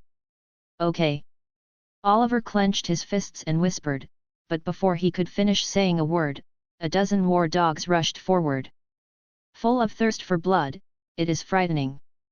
It's a beastman, a terrifying beastman, a beastman who can stop a child from crying anywhere on the continent, a beastman known as Necks of the Earth and Sail of Calamity. Here comes the beastman. The guards shot a few more war dogs, and the distance between the beasts and them has been shortened. Fake made a decisive decision and asked the other guards to throw away their crossbows, draw out their swords and shields, and prepare to fight, shouting at the same time. Boss, run quickly, we are here to withstand it. Boss, horse. The guard Mather pierced the stomach of a war dog with a long sword and cut it in half. The chaos war dog's intestines and blood spilled on the ground, dripping with blood, and Oliver resisted it. The desire to vomit, hurriedly ran towards his horse. More and more war dogs appeared. In addition, a beast with fangs, thorns, and rough hair all over its body and the shape of a giant pig also appeared in everyone's sight. Its speed was not as fast as a war dog. Fast, but it knocked away all the war dogs blocking its way along the way, and slammed into a guard's shield. Although the shield did not break, the guard's arm could not support the huge weight, and it was in pain. He fell to the ground in a huff, and then the beast threw himself on top of him. The ending of falling to the ground in the chaos is terrifying. Several war dogs rushed up at once, and pieces of minced meat were swallowed by the beasts with satisfaction. The remaining two guards, Fake and Mather, saw this. Taking advantage of the beast's attention on the dead guard, they quickly backed away. Fake looked back, noticed that Oliver had mounted his horse, gritted his teeth, and said to Mather, "Quick, let's get back, don't need anything. It's gone. It is good." Taking advantage of the chance that the beasts were busy grabbing raw meat, the two guards quickly mounted their horses, and at the same time said sorry in their hearts, turned their horses and tried to escape. Roar woo woo woo. A long whistle sounded from the depths of the forest, startling a swarm of birds. The horse was frightened, and the three people sitting on the horse fell off the horse together. "No, there is a beast, master? We are dead." Fake gnawed at the mud after falling from the horse, but he had no time to worry so much, and lifted Oliver, who had fallen into confusion, in despair. Said, That's a razor beast, the product of a porcupine mutation. I've seen it in the Empire, and we can't escape." Oliver's head dropped a big bag. When he looked back, the horses didn't know where to go. Went. Despair, deep despair, two-legged humans cannot outrun four-legged beasts. Sure enough, after hearing this long howl, the war dogs and razor beasts who were busy eating raw meat raised their heads. They stopped their frantic eating and rushed towards the remaining three people. Just as the merchants were about to go all out, a horn sounded, the voice was thick and full of coercion. The beasts stopped in the middle of the charge, and looked around in surprise. "Boss, it's the mercenary group, the horn of the mercenary group, we are saved, we are saved!" Fake exclaimed excitedly. He quickly pulled Oliver back, but the businessman's face was not so good looking. He spat, taking a bite. He complained, "God knows how much wealth those greedy mercenaries will extract from me, a poor businessman." After complaining, Oliver finally breathed a sigh of relief. Forget it, it is already a blessing from the goddess of luck to be able to save her life. More figures emerged from the shadows of the forest. These figures looked a bit like people. They held spears or simple battle axes and had inconspicuous sharp horns on their heads. There are too many differences. The muscles on the body, one by one, in groups of 3 or 5, poured out of the forest one after another. After hearing the sound of the horn, these figures seemed a little hesitant. They did not take the initiative to attack, but lined up in different lengths and heights. Several rows seemed to be guarding against something. "It's a bad-horned beast, an ordinary soldier of the Beastman tribe, and is also responsible for making and repairing weapons." Oliver swallowed. "It seems that this is a complete Beastman war gang. I don't know the mercenary group of this mercenary group. How strong is it? Otherwise we will still die here." On the other side, a group of people dressed in mercenary costumes with messy equipment also walked out from the other side of the forest. They held a banner with a big blood-colored axe. There were about 50 or 60 people. Different people were very different. He was about 30 people, with a very strong body, long golden hair and fierce eyes, holding a huge battle axe in both hands, and wearing scale armor made of iron scales. He was also among the mercenaries. Most of the mercenaries were wearing simple leather armor or breastplates, and some even only wore tight linen clothes with some wild beast fur stitched on them. This is an elite-level berserker. Oliver whispered in his ear, then a smile appeared on his face. Thank you very much, sir, I feel like you and your mercenary group saved me. My name is Boris. I'm the head of the Blood Axe Mercenary Corps. Don't talk nonsense. If your people can still fight, join us. Otherwise, we will all die here today. Haha, his face is very serious. The Beastman is the enemy of mankind, and he knows how strong his mercenary group is. Yes, fake, Mather, you follow Captain Boris, let's fight together. Oliver said so much, but secretly made a gesture in his hand, which meant that it was almost done. Don't work hard. The guards looked at each other, nodded quickly, and joined the queue of the mercenary group. The mercenaries have a variety of weapons, those with swords and shields, those with spears and spears, those with daggers and machetes, those with axes, those with hammers, bows and arrows, and even slingshots. Long distances behind, the inferior horned beasts on the opposite side seem to be waiting for something, restraining the war dogs and razor beasts to stand still. A slender figure walked out surrounded by mercenaries. Oliver looked back and was stunned there. This is a woman who looks less than 30 years old. She is very tall and wears a slightly wide snow-white fox fur coat. She has beautiful black hair hanging down from her shoulders and juniors, and her hair is constantly flashing with light and shadow. Seems to have life. The inner is a black leather coat, which wraps her proud figure. The material is unknown. The tight leather pants tightly wrap the slender legs, and the feet are wearing heavy leather boots. This woman has a very moving temperament, and every move is full of the charm called mature. Silver pupils, beautiful phoenix eyes, high nose bridge, dark red lips, and a beautiful under the red lips. The beauty moles have brought her endless charming temperament. But what Oliver valued was not this. What he valued was that this woman held a long purple staff in her hand. The tip of the staff was inlaid with a red gem, which contained energy. High mana, high element affinity, this woman is a spellcaster.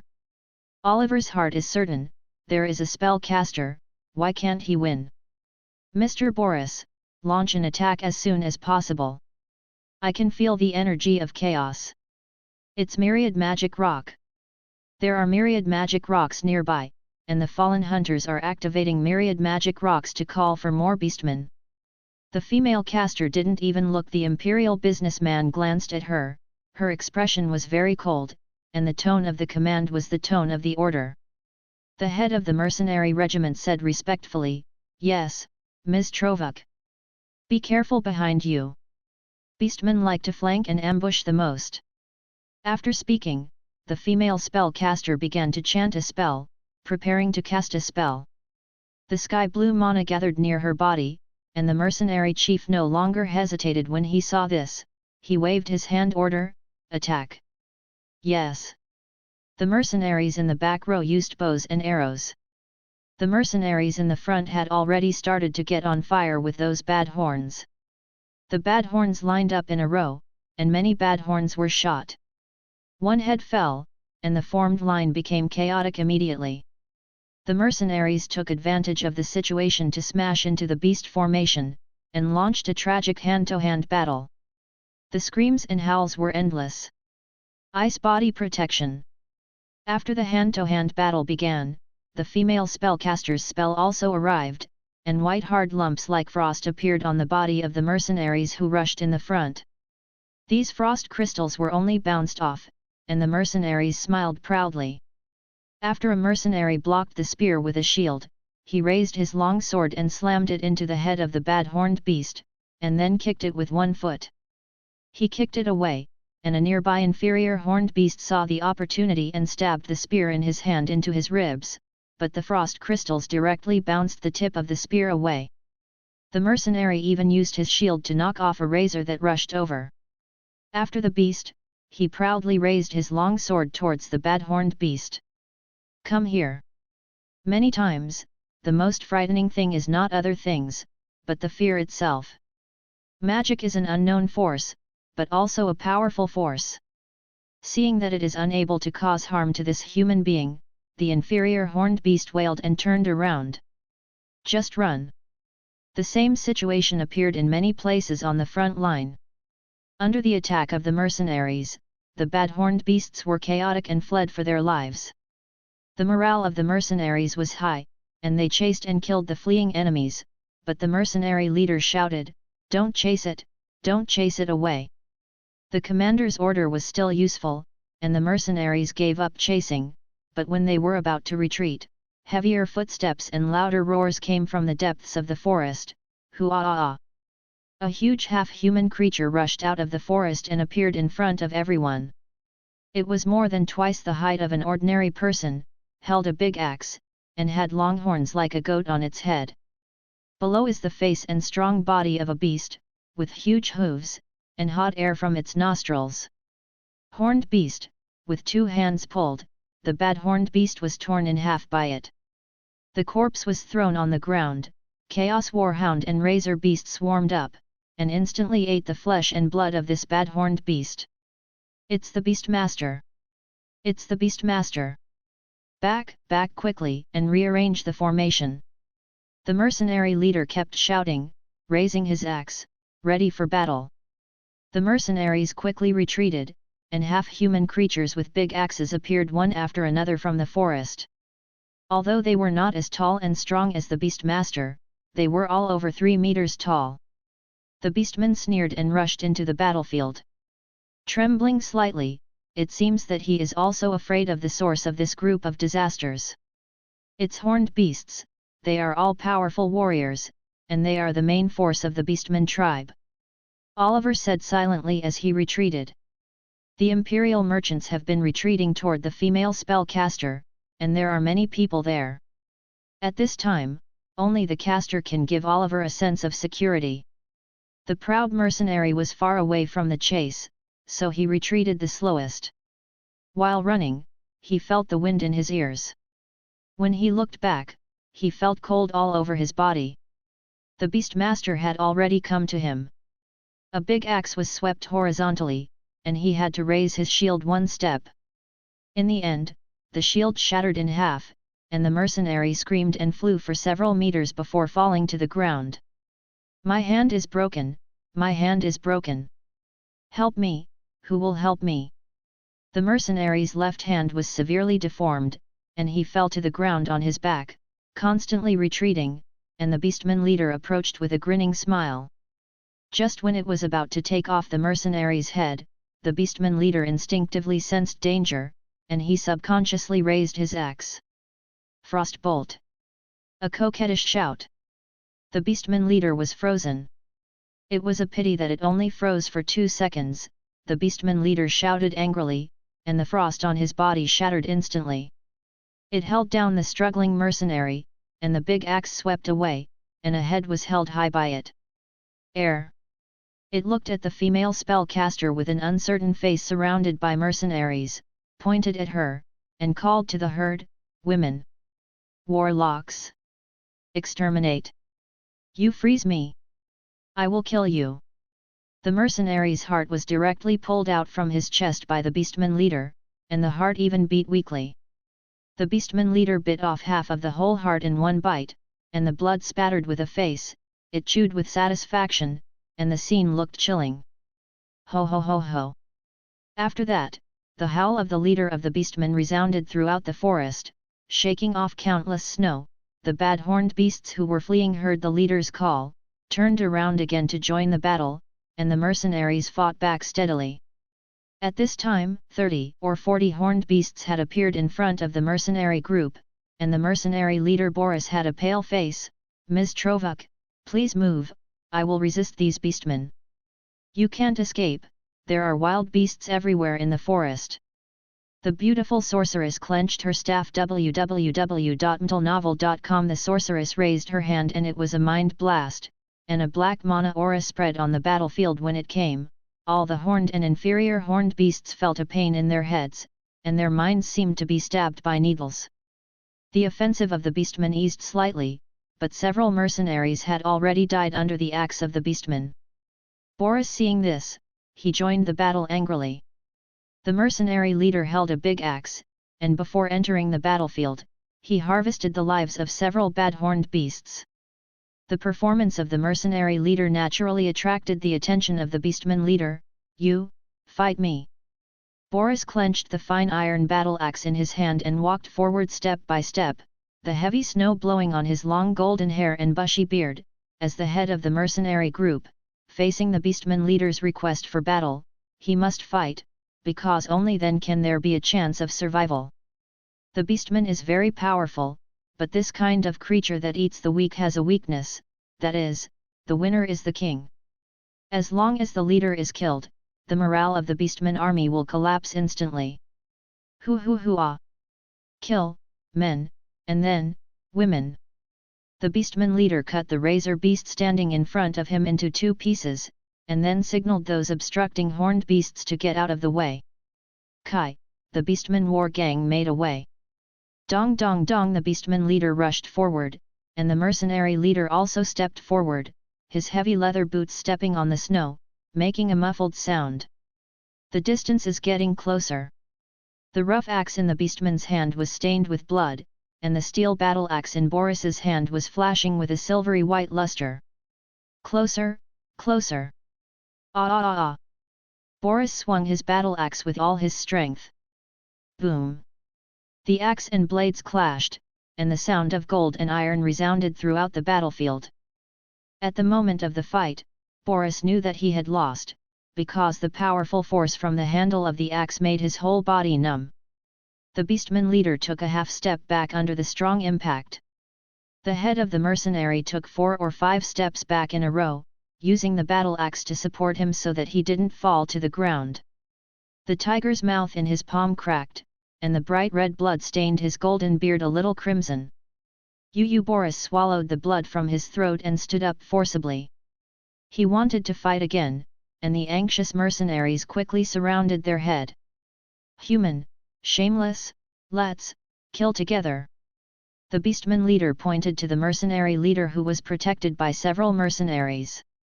Boris's face was abnormally flushed, and he signaled the other mercenaries to move away. "You can still fight." The right shoulder of the mercenary leader sank, and the big axe was placed at an angle. The strength of the whole body was gathered at the arm, and he rushed towards the leader of the beastmen again. Whirlwind. The berserker's core combat skill, the mercenary leader spun quickly, and once again fought against the beastman leader. In the face of such a powerful combat skill, the beastman leader had to temporarily avoid the edge, retreated again and again, and parried first. On the surface, it seemed that the mercenary leader had the upper hand, but in fact Boris became more and more anxious, and the whirlwind slash consumed a lot of physical strength, and he couldn't last long. On the other hand, the mercenaries suffered heavy losses, and the front they formed began to retreat continuously. Those mercenaries who were submerged in the beastman group were quickly dismembered and devoured. The smell of blood continued to stir up the beastman war gang. The ferocity of the horned beast smashed through the front of the mercenary and was rushing towards the sorceress's side. The sorceress's face was ugly. She said to the mercenary who was protecting her, "Cover me." "Miss Trovuk, you." In the crowd protecting her, a handsome young mercenary asked one more question. He was wearing a finely crafted leather armor, holding a two-handed sword, looking at the sorceress's eyes were full of concern. "I want to use the 6th level spell Blizzard, which takes a long time to prepare." The sorceress looked cold and didn't want to explain more, but she immediately realized that the morale of this mercenary group had already collapsed. Just had to add one sentence. "They can't cover you well, because they can't support you at the end of your spell. You need to sing at least 5 minutes for 6-ring magic. Teresa, do you think they can support 5 minutes?" A young voice said from there was a sound from behind everyone, and everyone was shocked. "When did you get touched by someone from behind?" "Mr. Lane." The Imperial merchant shouted in surprise. The visitor was wearing full-body chain armor, holding a golden warhammer in both hands, a one-handed sword on his back, no helmet, black hair covered with snowflakes, blue. There seemed to be a slight smile in his eyes. When the sorceress saw the appearance of the kingdom knights, she breathed a sigh of relief. "You are finally here, cover me, and I will kill them." "Just you." Ryan raised his right hand, and at this time everyone realized that he was holding the head of a horned beast. How cunning the beastmen are, they don't know how to outflank you? Now the only way is to kill the beastmaster. Yes, shortly after collecting the old Witcher's relics, Ryan also felt the power of Wanmayan, so he came right away and killed a horned beast that wanted to sneak attack on the way. There was not much time to speak, the battlefield was in a mess. The mercenary group had suffered more than 30% of the casualties, broken limbs, broken arms, and corpses were everywhere, and the beastmen also suffered a lot. A few horned beasts also died, but they outnumbered the mercenary group, and the reinforcements continued. In the cold winter season, the source of food is always difficult. Humans are, and so are the beastmen. "I'm on, give me the spell."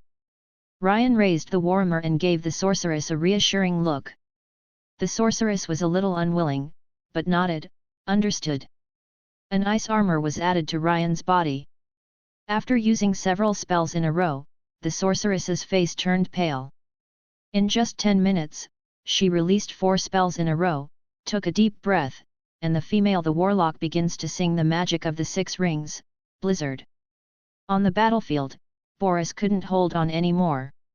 His physical strength reached a critical point, and the attack of whirlwind slash slowed down. The cunning beastman leader immediately realized that this human was reaching the limit, and immediately switched from defense to attack. Boris had to withdrawing his battle axe to resist. The terrifying force came from the beastman's axe, and the mercenary leader flew out and fell into the middle of the snow, unable to get up for a while. Ryan noticed the defeat of the mercenary leader. He was already prepared. The light blue energy gathered in his hand, and stretched out his left hand to stroke his warhammer.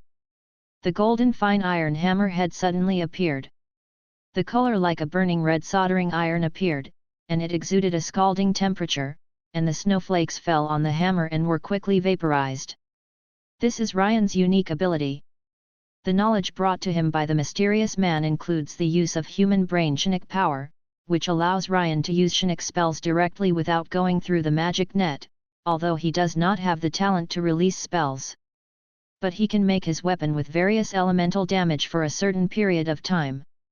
The beastman leader soon found Ryan, and it shouted, "Human! Exterminate! Execute! It's you beasts who are going to die today!" Ryan rushed out from behind the snowy hill, jumped high, and smashed the warhammer on the head of a bad-horned beast. Boom! The head of the bad-horned beast exploded instantly, and red and white splashed on the ground. Then, Ryan swept away the warhammer, and the bad-horned beast next to him subconsciously picked up the shield and blocked it. The shield flew out together, and after flying more than 10 meters, it landed on the ground. The shield in its hand and the breastplate on its chest were deeply sunken, and its body was torn apart, and it was impossible to live. The 2 inferior horned beasts roared and charged, and Ryan seemed to smell the stench in their mouths. The 2 inferior horned beasts used inferior long spears to stab at Ryan's shoulders, and Ryan did not put them at all. In his eyes, the warhammer in his hand smashed directly at one of the bad-horned beasts. Hey! The red-hot hammer pressed on the beastman's head, and the smell of grilled meat came out. In the scream, the beastman's head became bloody, and the long spear in his hand fell to the ground. Immediately afterwards, Ryan dodged the stab of the spear with a lateral dodge, and the Kingdom Knight directly stretched out his hand and broke the tip of the spear, grabbed the tip of the spear and inserted it into the center of the beastman's head, and then kicked it away. In one round, 4 bad-horned beasts died in Ryan's hands. So strong, really strong, is this Mr. Ryan? The face of the imperial businessman was full of surprise and excitement, and the mercenaries who were guarding the sorceress nodded in agreement, only the handsome servant who used a two-handed sword before. The soldier muttered, "What's so great?" Roar! The horned beasts discovered the threat of Ryan. They abandoned the mercenaries who were fighting and rushed towards Ryan. Ryan was not afraid at all. He held the warhammer in both hands, and first swayed past the slash of a horned beast. Then he jumped directly to its axe, smashed the head of the horned beast with a hammer, and then borrowed the headless body of the dead horned beast to block the attacks of other horned beasts, and took away the life of a horned beast. The knights of the kingdom rushed into the battle group of the beastmen like a tiger into a flock of sheep. In just 3 minutes, 5 horned beasts and a dozen inferior horned beasts died in his hands. Thunder strike! Ryan raised his warhammer and slammed it to the ground. A huge wave of air swept across the beastmen's war gang. It seemed to have the power to break gold and gravel, and the surrounding beastmen were dizzy and dizzy. Fear not to move forward. Taking this opportunity, Ryan suddenly stretched out his right hand, the war hammer was handed over to his left hand, and the strong white light converged into a real Chinook blade that grew from the wrist of his right hand, exuding a soft white in the air. Light. Along his body, Ryan swung his Chinook sharp blade around in a circle. The beastmen who surrounded him stood still. No, not completely motionless. The bodies of the beastmen seemed to be shifting. Pan along a perfect straight line. All the beastmen beside Ryan were cut off in the middle. The howls and struggles of the beastmen resounded throughout the battlefield. Ryan's chain armor was already stained with the blood of these beasts. The kingdom knight stopped, and he continued to charge at the remaining beastmen, unleashing a massacre on them. The battlefield was turned upside down, the morale of the beastmen war gang was low, and even the strong horned beasts retreated one after another. The fighting power shown by Ryan made these beasts terrified. Oh! The beastman leader immediately realized that the situation was not good. It gave up on Boris, who was already rolling on the ground and struggling under its attack, and rushed towards Ryan. Human, knight, die. It's you who will die. Ryan clenched the sword in his hand and pointed at the beastman leader. At the same time, he thought that the time was almost up. Everyone back up, the spell is coming, said the head of the mercenary who fell to the ground. Blizzard. As expected by Ryan, when he retreated alone, the sorceress had already completed the 6-ring magic, the singing of the blizzard. Hundreds of ice cones condensed in the sky, forming a sharp prism shape, and under the control of the sorceress, they shot towards the beastmen war gang. In comparison, hundreds of ice cones directly penetrated the bodies of most beastmen, causing them to make a miserable howl. Head and limbs were cut off by ice picks. Woo-hoo-hoo! The beastman leader knelt down on one knee, barely enduring the attack of the blizzard. Countless blood cuts were drawn on his arms and calves, and his body kept retreating, drawing blood on the snow. A straight line. About a minute later, the power of magic finally subsided, and almost all the beastmen died before they had time to escape, and the leader of the beastmen was also frozen in ice. After using the 6-ring magic, the sorceress's face turned snow-white, and her body almost fell to the ground. Miss Trovuk. The young mercenary standing next to her subconsciously wanted to reach out to help, but the sorceress took the staff and opened his hand. Don't help me. Mr. Bonda. I don't have that. Fragile. Yes. The young mercenary named Bonda withdrew his hand in embarrassment. The sorceress was barely standing on the ground with her staff. She raised her head. The original battlefield was shrouded in a blizzard, and the white fog and smoke made everyone unable to see the form, but the mercenaries knew that Trovuk was no longer able to release this. A level of magic. The original mercenary group of 40 or 50 people only had less than 30 left. Except for the mercenaries who were responsible for protecting Trovuk, almost all of them were injured. They were all nervously watching the battlefield shrouded in white fog and smoke. It's over. Mr. Ryan is still in the battlefield. Oliver covered his face and shouted in despair. More desperate things are yet to come. Humans, I want you, all to die. A sound of ice cubes shattering came from the battlefield. After the smoke cleared, the scarred beastman leader shattered the ice cubes on his upper body. The body is full of wounds, most of the wounds have been frozen, the lower body is still frozen to death, and there are even a lot of ice picks stuck on its body, but this can't kill the beastman, because the legs are still frozen.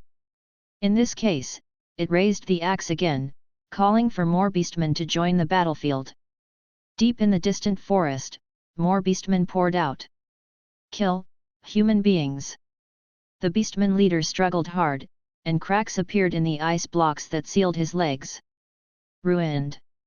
Miss Trovuk, what should I do? A mercenary asked. He's still here. There was no panic in the sorceress's eyes, and everyone in the mercenary group was stunned. He? Drink? Ryan's angry shout came from behind the beastman leader. The kingdom knight jumped high, his hard leather boots stepped on the head of a frozen bad-horned beast. The bad-horned beast's the head was directly smashed by Ryan. The knight's hard leather boots kicked hard, and he jumped up again, jumping towards the beastman leader. The beastman leader reacted immediately and subconsciously turned around to block, but the frozen lower body made his movements slow, and before he could raise the big axe, the hammer of the warhammer hit its chest, burning it. The red metal hammer smashed all the ribs of the beastman leader's chest to smash www.mentalnovel.com and even baked the beastman leader's chest into a black piece. Voice. Ryan's reaction was faster than it was.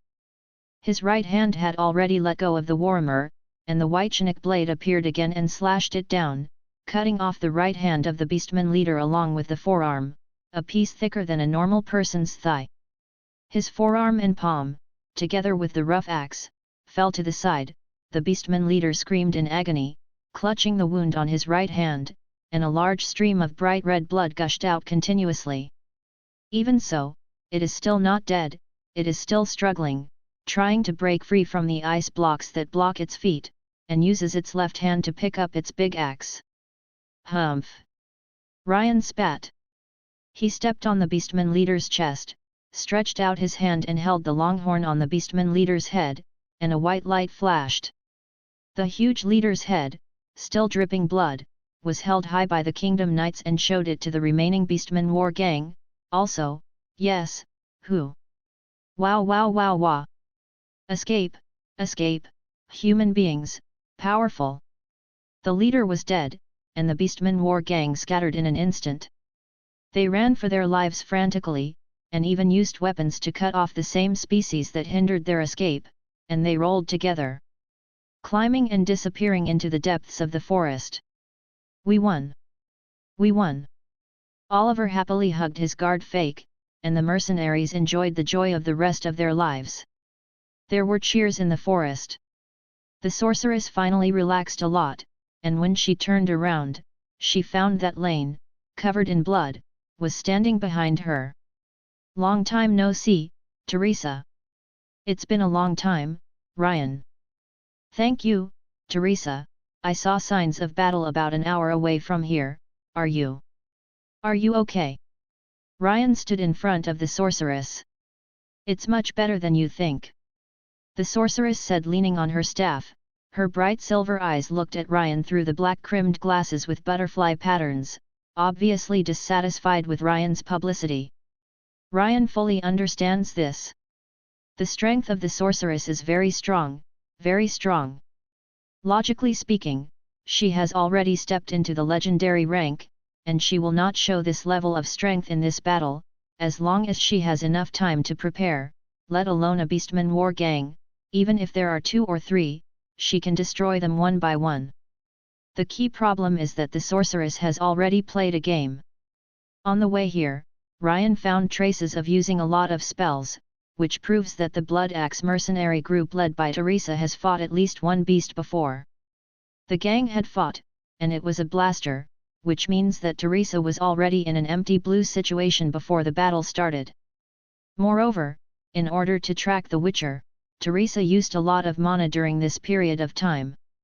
The sorceress is not a hunter.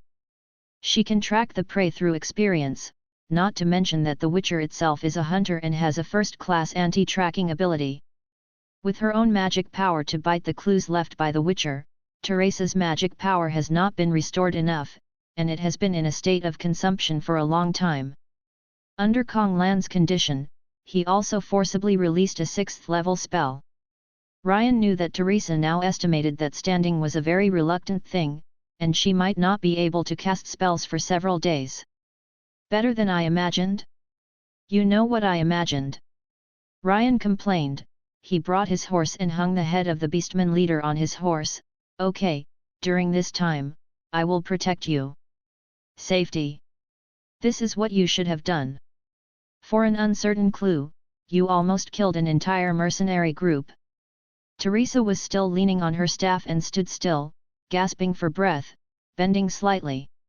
At the waist, the proud figure was fully revealed, and Ryan even saw a pair of plump trembling slightly. But I've tracked down Belter's clues. Forget it, it's useless to say this now. Ryan looked at the sorceress who was always standing still, rolled his eyes, immediately understood something, and took the initiative to reach out. Come on, get on the horse, I'll lead you a horse.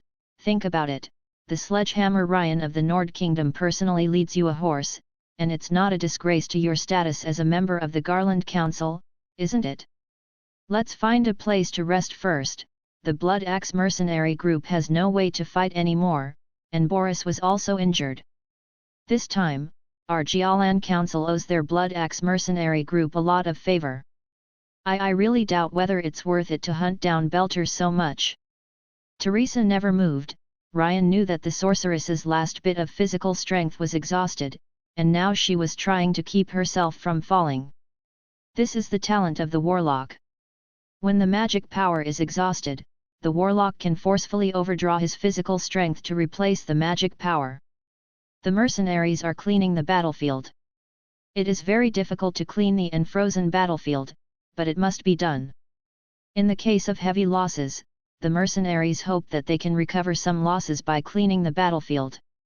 Ryan has no interest in cleaning the battlefield.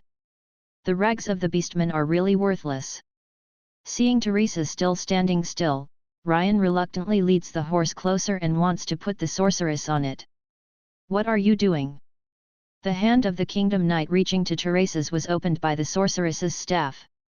The sorceress's pale face was a little angry, but because of the use of the staff, the sorceress who had been exhausted almost fell down.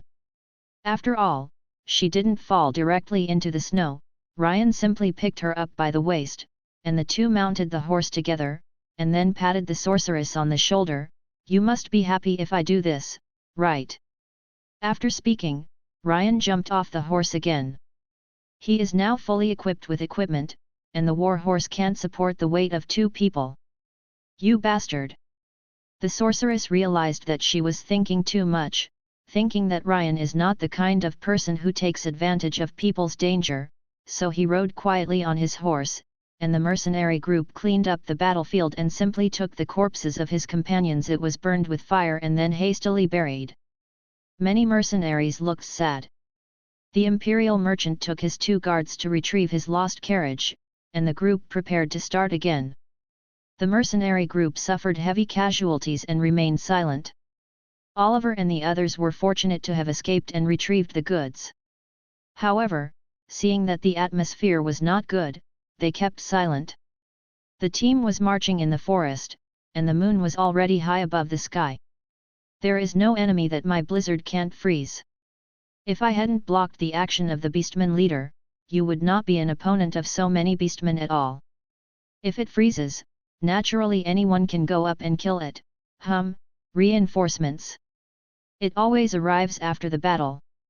The sorceress sat on the horse and suddenly said to Ryan, who was walking in front. With a beautiful face, shimmering black long hair, a refreshing black leather coat and a noble white fox fur coat, the figure of the sorceress is like a goddess under the moon. If I hadn't arrived in time, are you sure you can kill the beastman leader? Oh, maybe you can let in another blizzard, and everyone can naturally kill all these beastmen, don't you think? Ryan felt speechless for a while.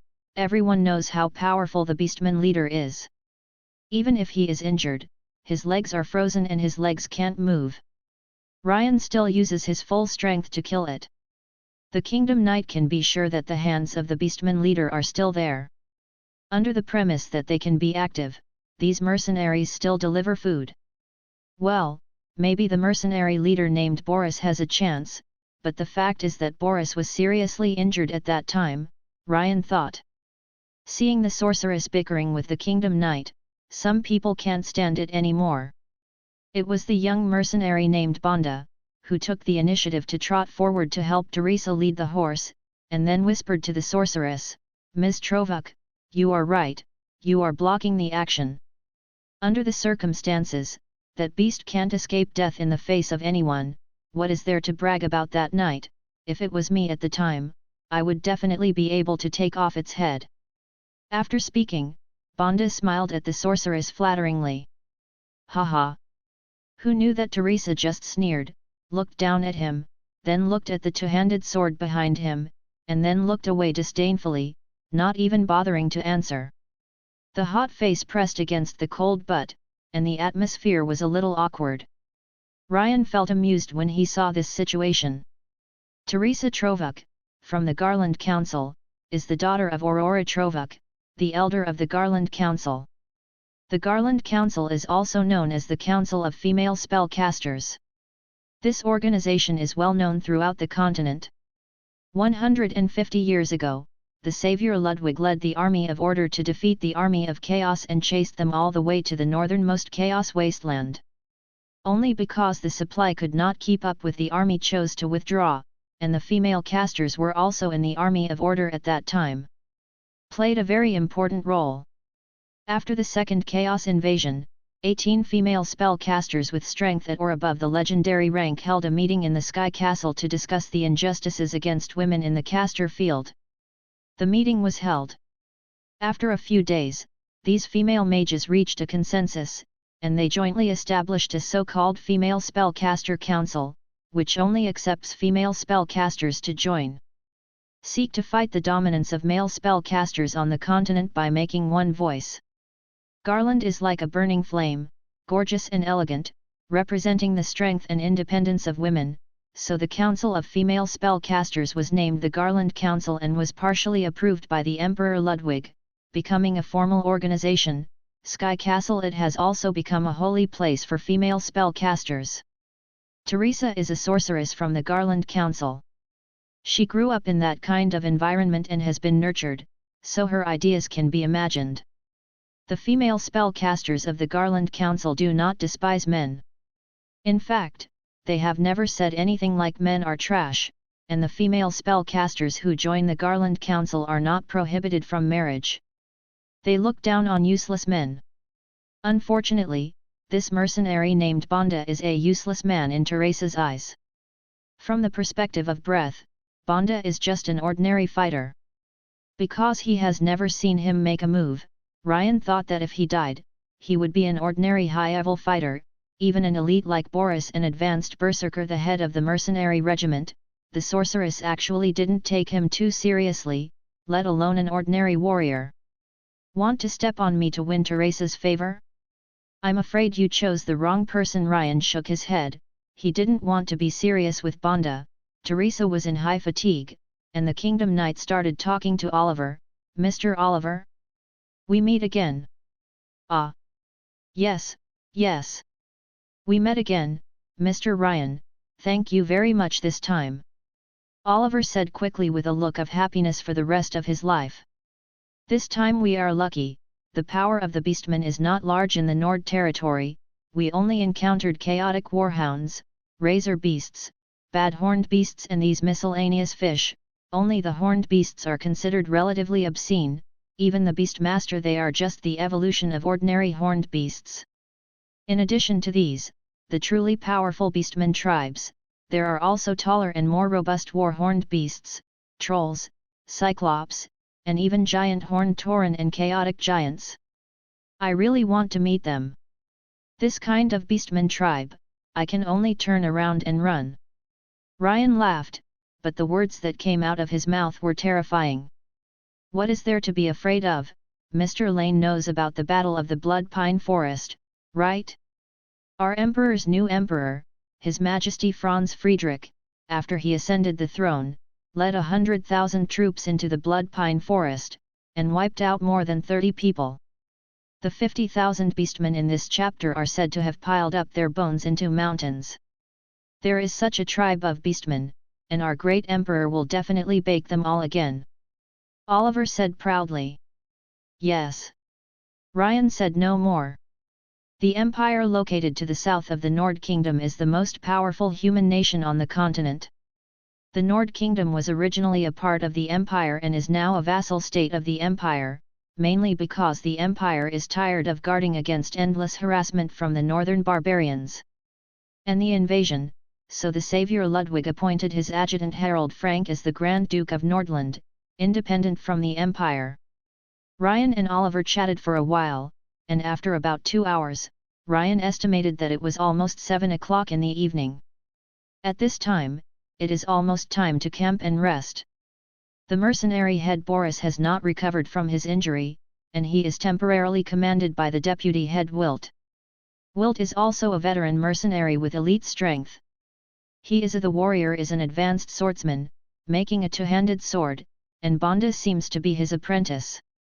The team found a place to camp near a stone mountain and close to a water source. Since the Beastman leader was dead, the Beastman tribe in the forest must be in the midst of civil strife, and everyone was not too worried about the enemy. Everyone was busy setting up tents and building fires. The heavy snow that had been falling for 2 days and 2 nights finally stopped. The weather was still gloomy. The mercenaries took out pots and pans, boiled the water, and then took out dry food and soaked it. To eat with hot water, at least some wild vegetables or other things should be collected in the wild to make soup, but in the middle of winter, there are very few of these things in the wild, so everyone can only pass it on and talk about it when they arrive in the town tomorrow. Miss Trovuk, let me dismount for you. Bonda saw Teresa sitting on the horse and never got off, so the young mercenary immediately stepped forward and said respectfully. Who knew that it was still a cold face for him? www.mtlnovel.com. The sorceress still held the reins in her hand. She didn't even look at him, but actively said to Ryan, who was checking the terrain in the distance, Ryan? You arrange it. Okay, I get it. Ryan approached after hearing the words, took the initiative to carry Teresa off the horse, and after confirming that the sorceress's high-heeled leather boots had stepped on the ground, he let go of her. I want you to help you. Looking for a more comfortable place. Isn't that what you were supposed to do? Although Teresa was very pale and even had to walk with the help of a staff, the woman still refused to admit defeat. Haha, are you using the staff as a crutch? Well, it's all right to use one stick more than once. Ryan complained directly upon seeing this. Oh? Isn't your warmer also used as a fire stick in your hand? Who knew that? The sorceress retorted, and Ryan laughed out loud after hearing this, ha ha ha ha ha ha. Just now, in order to set fire, he put the warmer with the fire attribute into the pyre to set it on fire. It seems that Teresa saw it. The way the Kingdom Knight and the sorceress were in harmony made Bonda grit his teeth secretly. Damn Knight, he knew how to please Ms. Trovuk, and Ms. Trovuk seemed to trust him more, so she had to find a way to get him out of the way. Otherwise, it would be difficult for him to have the opportunity to impress Ms. Trovuk. Master Wilt, do me a favor. Bonda sneaked up to his master, the deputy head of the regiment, Wilt. Wilt looked similar to Boris's age, and his appearance was not as rough as the mercenary chief. He was arranging the camp location and arranging for everyone to boil water for dinner.